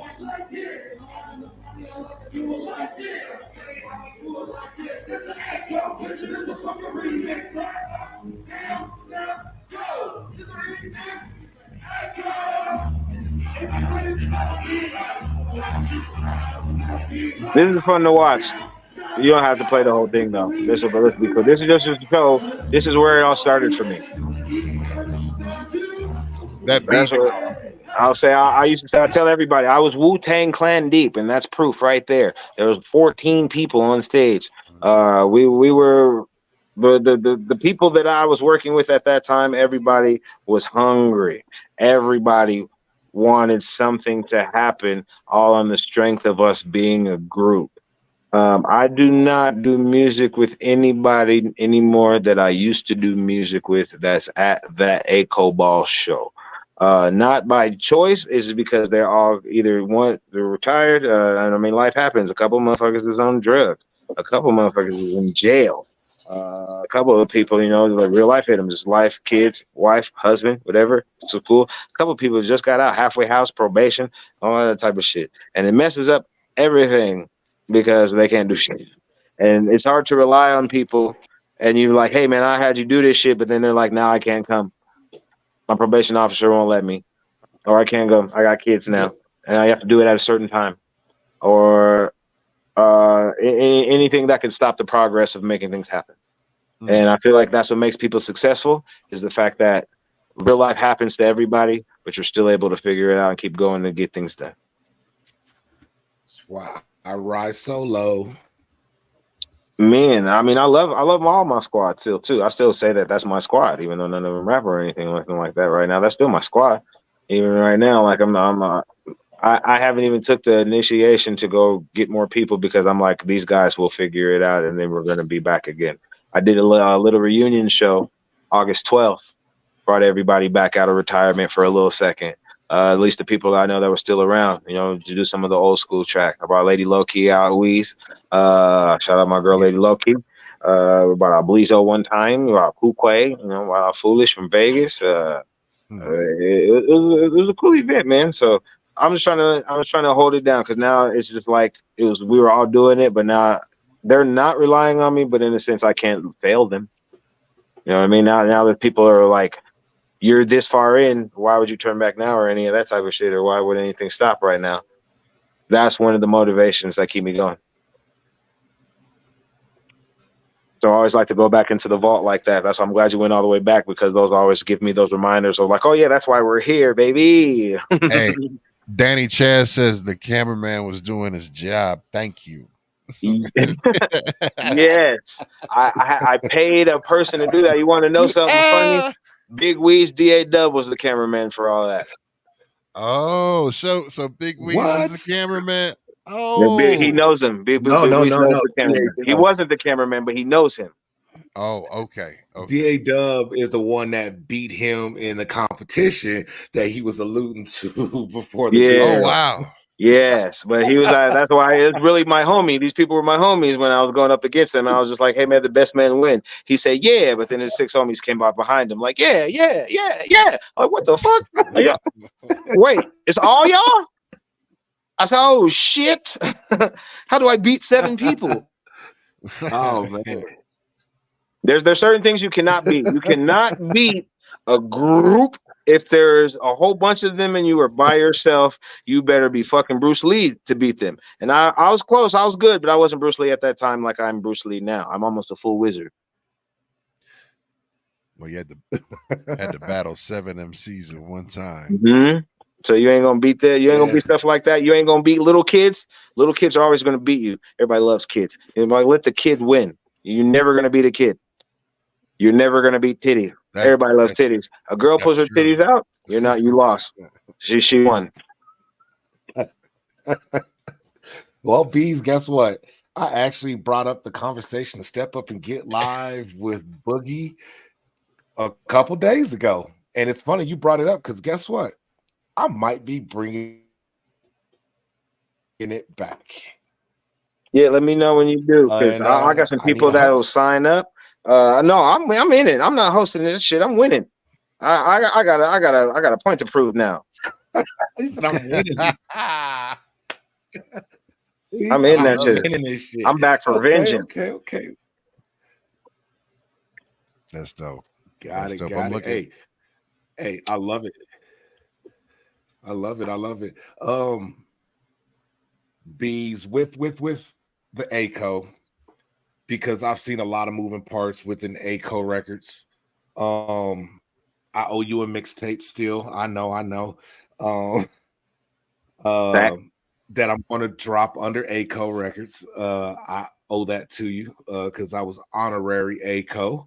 So I appreciate the humbleness about this. And you're going to get that mixtape next year. Bet. We're going to put it out. I mean, we're in a different position now. So now I'll get you paid. I mean, now I know how to work things out. You know what I mean? I got my business on a 7 out of 10 right now, but the rest of it is just lack of knowledge. But I'm learning. Every day I'm a student. I'm studying. I'm a sponge. I try to soak in everything I see and get. You know what I mean? So as long as I stay learning, then, it's going to be an 8 real soon. And maybe by the time you give me that, it'll be a 9. Yes. Word. Well, I'm looking at. Go ahead. That's what we're about to do. Yeah, go ahead, OG Boogie. So let's see here. We can go and you've got this is a quick clip. Castleman's 10. You got Castleman's 9. Any suggestion here? Go ahead and I do have some things I want to see. But right. Go ahead and scroll up. So I was in a car accident in 2018. I flew through a windshield. I broke all of the bones on the outside of my foot, on the right foot that I have. Stop right there. Go down just a little bit more. You passed it. Go a little bit more. So we're going to watch 2 videos. The reason we're watching these 2 videos is because after I was in this car accident, time waits for no man and the music cannot stop. So there's a cartoon one next to that with my face at the bottom left-hand side. I did this video. We Bang? No, the one right before We Bang. We're gonna watch We Bang too, but we're gonna watch the other one first. That's next to 33rd it. birthday. Nope. Down and to the left on the bottom left. That one, Right here? Havana. The Havana. We're gonna watch the Havana. Got it. Nope. This one right here, Bees Yes. Mix Havana. Now, after Weez, you've seen me on stage. You know I like to dance. When I was in this car accident, it was a very, very hard mental thing for me because breaking my foot, I thought that my career was over. I thought I was never. I mean, still right now, my foot's not all the way the best of my ability, and it's still messed up. I never got surgery. I chose not to get surgery on it, but that means it's still fucked up. Even right now, I can't be on it a long time. It's still fucked up. Sometimes I got to use a cane still. When the weather comes, I'm fucked. My nerves are really fucked up in there, but I still kind of do the best of my ability that I can. Now it's a lot of upper body dancing. It's not as much footwork as it used to be because my foot's fucked up. This was a very big mental thing for me to have to overcome. So no more Bobby Brown. I mean, everybody else will do it, but I won't. Brown? Correct. Yes, sir. I can't do it. If I do it, I'll have to go back in the backstage and I'll probably fall out and not be able to walk. I tried it last time I tried to do Fuck Bobby Brown. I ended up going to the hospital because after I was done with the show, I jumped off the stage and then I wasn't able to walk after I was done performing. This was in Nebraska. I had to go to the hospital in Nebraska. Couldn't walk after the show. But I still keep trying to fucking perform and I won't stay off of it because I refuse to not. I don't even know the proper words I say. I guess I refuse to let it stop me, for lack of better words. I don't want to let it stop me because I thought my career was over for a while. And I'm like, what am I going to do? Because my entertainment it was my superpower. I know I'm a good rapper. I know I could talk, but my superpower was when you see me live. Even right now, when you see me live, I'm not the same as I used to be, but I figured it out to still make it entertaining. And I feel like I've even made it better because of my drive and dedication. I had to figure it out. So this video we're about to watch was the very first video that I got my ass up out of the bed for to make happen because I'm like, I can't let this shit stop me. I did the video with Teresa Higgins. Teresa Higgins, beautiful woman that's been helping me out ever since I broke my foot. And I love her to death because without her, I probably wouldn't even be here right now doing none of this shit. So thank you, Teresa Higgins. And she shot the video for me. I was like, let me use your phone. And I said, I'm about to just try to shoot a video on your phone, Teresa. Teresa held it for me. I did the editing. We did it and we made it happen. So watch this video. And then after you watch this video, knowing the story of what has happened, we're going to watch We Bang afterwards. After we watch these two videos, I want y'all to tell me your opinions on it and what you guys think. I know you're not like me. I'm from Aurora. I know you see me shining, but I can't do nothing for ya. I'm never sober. It's kind of like a problem. I rugged drunk look at niggas thinking I'm a robber, but never that. I grind every day to get the scratch. You should catch me wearing attention if you're trying to get a batch. I'm on the fast, but really to switch it up, I gotta hit a different block. So if you need me, hit me up. It's still echo. I never changed though. It's just I'm out to get money. I found my lane, ho. I do my thing, ho. You got a lame ho. She got my shit on repeat and she know my name though. I got the same bros. That's how the gang goes. That's if you really you distinguish the friends and the foes. My niggas shining every day, we not regular Joes. I got a couple things moving that nobody knows. So every day I keep my eyes open, watching for balls. And keep my mind focused, boy, on the highs, not the lows. And say they did for the queen, I wanted the cross. And plant the seed for the future and watch how it grows.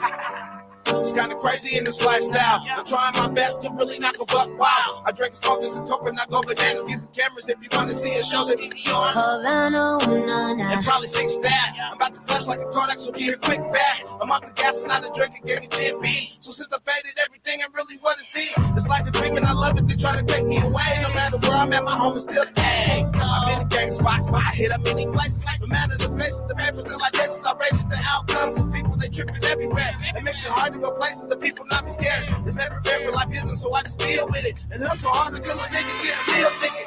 Let the horns play, what the horns say. A lituation is the life I live every day. So I am sauced, all the jewelry still bling, and I'm still looking fresh. Over on Havana singing like.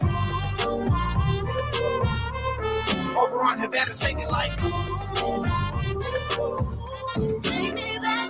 Havana, ooh-na-na. Half of my heart is in Havana, ooh-na-na. He took me back. is the na. Oh, my heart is in Havana. My heart is in Havana.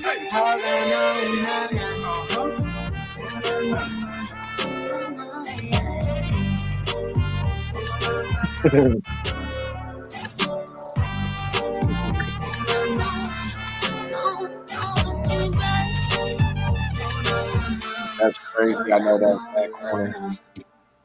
Yeah, that's the corner of 6th and Havana. Yeah.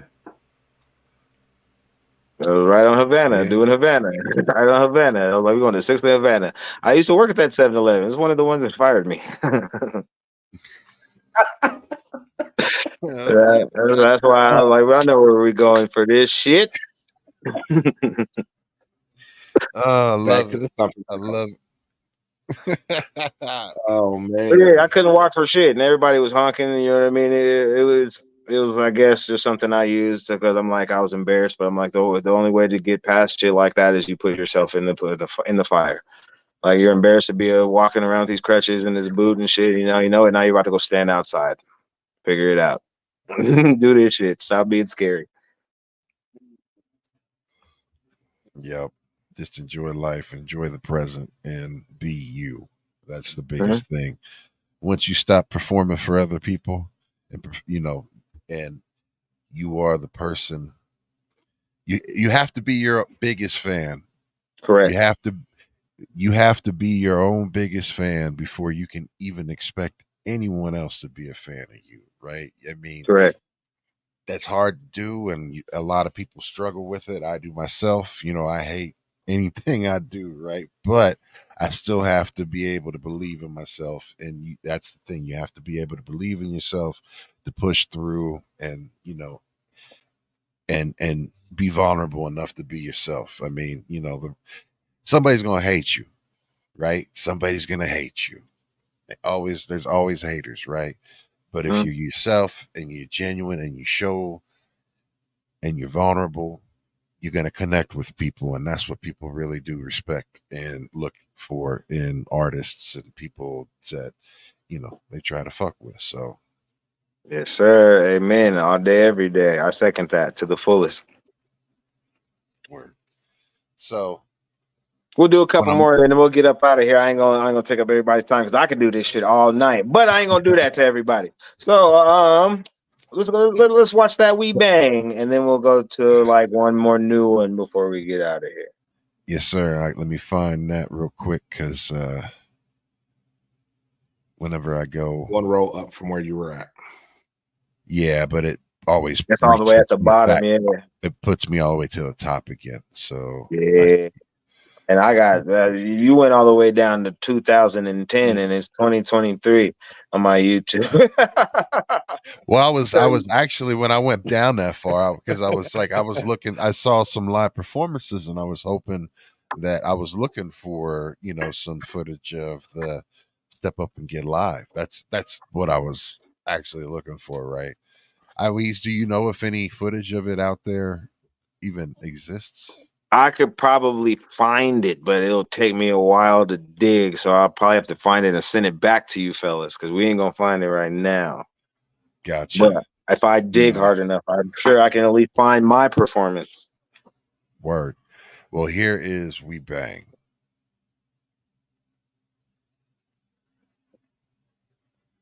This disrespect has become too much. I think I can't get touched. The disrespect out of your mouth will get your punk ass rocked. Don't let your lip get bust. I know I'm way too nice. More of a reason if you tripping to get your eyelids sliced. So many different types of bitch nowadays. I seen them all. The one I hit the most is the one that will try to block your ball. The smaller block and you stop with my bread. I gotta bust your head. The only reason that I'm out, cause I'm trying to keep my pockets fed. You in my way, cause you see I'm trying to get rich.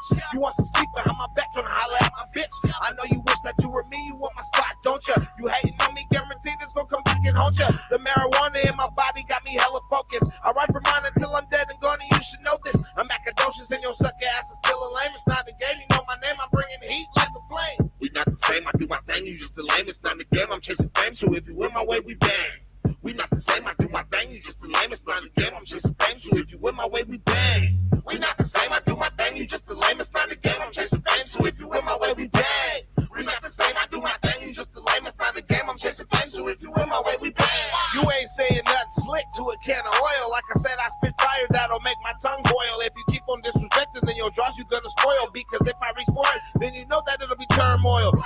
grow a size cloud without a doubt. I've been that nigga in my hood and in your hood too, without a doubt. What I'm about is big biz, all dollar signs. I pay for Jason just to take care of me and mine. I'm on the grind, you sniffing lines, what kind of shit is that? I print your package and you know I need my money back. You took too long, so I know that you ain't selling that. Don't try to play me because then I gotta lay you flat. There's no attack, it's just a warning that I see you, bitch. And you ain't stopping me from nothing, even getting rich. I never switch, and your sucker ass is still a lame. It's not the game, you know my name, I came to bring the pain on. We not the same, I do my thing, you just the lame. It's not the game, I'm chasing fame, so if you win my way, we bang.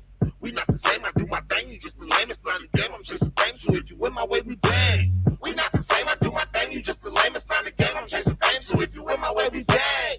We not the same, I do my thing, you just the lame. It's not the game, I'm chasing fame, so if you win my way, we bang.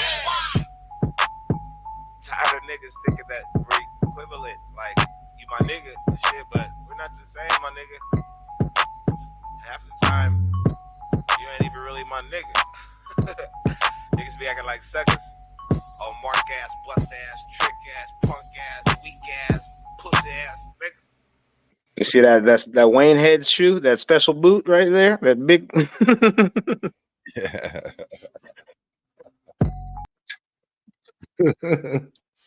But I feel like those were important to show because I mean, at one point Yeah, in you time, I still was do your definitely thing though. embarrassed. Yeah, still making it happen. So sometimes you just got to push through. You just got to keep going. There's that shit that's gonna fuck you up and stop you, man. And if it's meant for you, it's always gonna come back to you. I don't think you can be a professional without perseverance. I agree. If you want to be a professional and you want to make it to a professional level, you have to persevere through all adversity and you have to continue to drive yourself. You know, and it shows that you got that. So salute to you, and that goes to everybody out there. If you're out there watching this, this proves that there's really not a lot of excuses out there. If you want it, it's out there for you to grab it. And there's so much technology out there to make it easy just by the phone. You can do so much just with a phone now. Yeah. So if you want to do it, get out there and do it, right? Yeah. I want to take this moment to remind everyone to also, I'd like to go to our Discord server and show everyone, just so everybody knows, that we've got an open platform for creators, lovers of hip hop. There is a Discord server, and what you can do, let me invite some folks right now. I'm going to go ahead and pop the link into the chat. Boom. So listen, this is a platform where we've got the ability to add any type of channel, but right now, DJs, you can go to this tab, or just overall submissions. We've already got a submission. We got a submission from Richie D420. Make sure you follow him. That's one of my homies, my usual suspect brethren. It says Kid Cudi and the Alchemist are planning to record a collab album. That's gonna be crazy, dog. That shit might even be legendary. It might even be legendary. Absolutely. It's gonna be bananas. So, I mean, what do you guys think about Alchemist as a producer? He doesn't get enough love that he deserves, and it sucks because in music, I always compare hip hop to like the way to politics, basically, because even the when it comes to a whole song, the whole song is, I look at it as the government, but the person that sings the song, the person that has the voice, is the president. The same thing, which has the voice. But we all know the president doesn't make all the rules. Sometimes they come from the Congress. Sometimes they come from the House of Representatives. Nobody gives them no fucking love, though. It's the same with the song. Like, there's the voice of it, the face of it, which is the president, which is the artist. But half of the time, there might have a ghostwriter, and the ghostwriter don't get no love. Nobody that plays the instruments get love. None of the producers get love.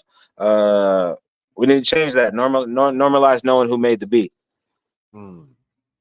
Normalize it. Yes, we've talked about this on a few of these episodes by now. Producers don't get enough respect because they're who make the artists the artists. I wouldn't have none of the shit that I had without the instrumentals behind them to give me the power for my voice. And a lot of people don't give them the credit that they deserve. And there's a lot of people that need their flowers as producers that don't get them. Some of my favorite producers are like Alchemist, Jazzy Faye. I like Boy Wonder. I like Hit Boy. Um, I like a lot of people don't know Keep the Sneak is a producer and he makes beats. He made a lot of beats for E40. He's one of my favorite producers. He don't get no love though on a producer level. Everybody know he rap, but Keep the Sneak is made West Coast legendary hits. DJ same with DJ Quick. There's just so many I can go on, you know what I mean? And people just don't know their stuff, and it'd be hurting my feelings sometimes. But I just gotta remember I'm a music man, as these people ain't. They're just like, I just know what's on the radio. Yes. Yes, man. You true. mentioned DJ. Facts. You mentioned DJ Quick, man. Hats off. Again, I've mentioned it on several episodes already. You don't have to get into it, but he's one for sure that you have to follow and listen to if you call yourself a hip hop lover and you call yourself, if you mess with any type of West Coast music and you haven't listened to DJ Quick, it's amazing. His production is impeccable, and the way that he can play. And the one thing about Quick that was Pac even said in a couple of interviews that was Quick. DJ Quick was the person that made him work by far the hardest that he ever had worked, because as everybody knows about Pac's epic, legendary workflow, right? He was very fast and just churned out so much music, whereas DJ Quick made a point to him and said, you're just recording it, and if it's not right, it's there forever. Whenever you put it out, it's there forever. So let's do our best to make sure that you hit it. So when he was doubling, laying his back, his doublings, all that stuff, he made him go through it and make several takes of each one until he got the right thing and produced Pac. So, I mean, and that was on the one song that he did was, damn, I'm drawing a blank right now on All Eyes on Me. It was The Hearts of Men. That was Quick, right? Yep, it was. Okay. Let me look that. I think I can follow that. I want to say yes. That's Quick. Because it's so clean, right? And he mixed. You mentioned All Eyes on Me as being one of your top 5 albums. He mixed and mastered the actual entire album. Yep. And that's what got him in trouble, and that's the reason why he got roughed up and had to rough some people up and got shot at, because of he had one of his CDs of the album and he was bumping it and someone stole it out of his car, and then all of a sudden it just hit the whole neighborhood, and he got in big trouble and beef, and it was a whole thing. He said that's why they switched it to a double disc. Yeah. So I mean, DJ Quick has got his hands in so much stuff that folks don't even know if they don't know the hip hop history. So again, All Eyes on Me. Most producers. Yeah. Yes, sir. Yes, sir. Well, salute. I want to say thank you all so much. What you got for us to close the show? We're gonna go with a video that's on my YouTube channel. It's the newest one on there. I've been working with a videographer named Director Ave. Director Ave is reached out. I got to be connected with him through a lot of other mutual music homies. I've always admired his work. I just never got a chance to work with him till recently. He's aware of my Spit Summer Saturdays, and it was like, you should come to my studio because maybe we could take these up to another level. But once I seen his studio and what he had in there, which was a full video room, I had different ideas. And with what's going on right now and just the current age that we live in, I'm trying to go viral. I'm like, that's the new celebrity. So I've been working on like little 60-second videos, like little TikToks and stuff. That's one of the reasons I keep Spit Something Saturday so short, so I can kind of even use them on other platforms. But the song that we're about to watch it's a short, and it's called Pass Out. It's a single I got right now. It's one of the Is it newest in the ones I short just did. section? Yes, sir. And it'll be that white one right there. We can watch both of those shorts right there. Both of those are by director Ave. Good dude, good videographer out of Colorado. You guys can look him up. Director AVE. These are the last two we'll go out with. And before we get up out of here, because these are my two most recent ones current. So this is what I'm on right now, man. So tap in with me. We're about to watch Pass Out. Absolutely. Feeling like I'm about to pass out. Trying to show you what I'm about. Cause I'm putting in all this work and I feel all you do is doubt. Shit, I'm just getting over a drought. Now I'm sprouted up. Cause I know on my cloud it is up. And now I'm screaming. Too much work is supposed to be on the plate. But we're rolling up all this weed and we're dealing with all these fake ass people. I need to break that. It's equal to a vacation. Trying to make sure that my life is correlation. Makes a brother want to pass out. I roll one and pull the grass out. But it's a rare occasion. So I pull the good stash out. I cashed out on the finest of all the drinking. All the best party favors I'ma do until my ass out. Police coming, I'm fast out. Better believe that I will not be the last out. Bitch, I mash out, take the cash right. That's the only way that I'm going. Trying to make sure that my name, they all know it. What I came to do is all in a dog fun. Drink one, smoke one till you feel numb. Standing on the couch dancing, going dumb. I go hard, I'm number one, then I do it. Feeling like It's a little snippet. That's what we're doing right now. Snippets to keep everybody in. This is another snippet by director Ave. Check it out. a little bit. I'm sharing limelight with gray beard and I'm glad about it. Most of the time people hating on us. Now we collabing for the fans that been waiting on us. Raw shit from the gutter. I know they gotta respect it. If they don't belong in my presence. I feel the pressure is present. That's why I shine like a diamond when I be on beats. With Kato on the track, it's diamond when we hit the streets. My flow is crazy. I'm ready to show the world I got it. I keep that fire and I'm talking that lighter in my pocket. Skyrocket straight to the top because the people around me is very few. You should be grateful. You try to chill and I'll let you do. I mix it up like a daiquiri. Don't be acting. See, we keep it real. You sending that muscle emoji. I'm atrophy. Keep hating. The next time I send shots, they'll be at your feet. Happy running, but I'll get you. You ain't no athlete. And I got all your info on the data sheet. I'm taking this to the end until you're obsolete. Not even at my peak. I'm still climbing. And as I'm rhyming with the homies out the window, I'm screaming, bitch, don't be acting like you know me. Real shit. Real spit out my mouth, homie. Say it again. Real shit out my mouth, homie. A little bit I'm sharing. Yes, sir. So shout out Director Ave, man, that helped me with those videos. Like I said, he got a whole video room, man. And I'm just a creative person. So when I seen what he had, I'm like, oh yeah, we about to go to work, boy. I got some ideas. So we're gonna make some more coming. But yeah, I'm using all those right now to try to just have some stuff online to go viral and stuff. So everybody online, y'all gonna be seeing those coming real soon to all my platforms, all my pages.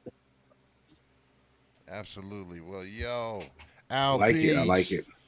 Thank you so much for being on the show, man. I really do appreciate it, man. So we're gonna wrap it up. So we're gonna get into some shout outs. So let me get into got a bam.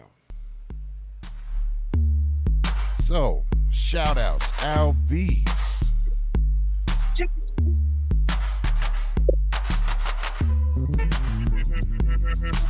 Albeez, you got some shout outs for us? Yeah, man. Let me give a shout out real quick, I guess, to all my squad, my homies, Cool Quay, Fly Foolish, 3 Degree, Lady Loki, OG Zilla, Dead Low, everybody else on ACO Records. If I've ever did a song with you, shout out to you, man. A lot of people have helped me out during my career. So, man, thank you for everything, all the love.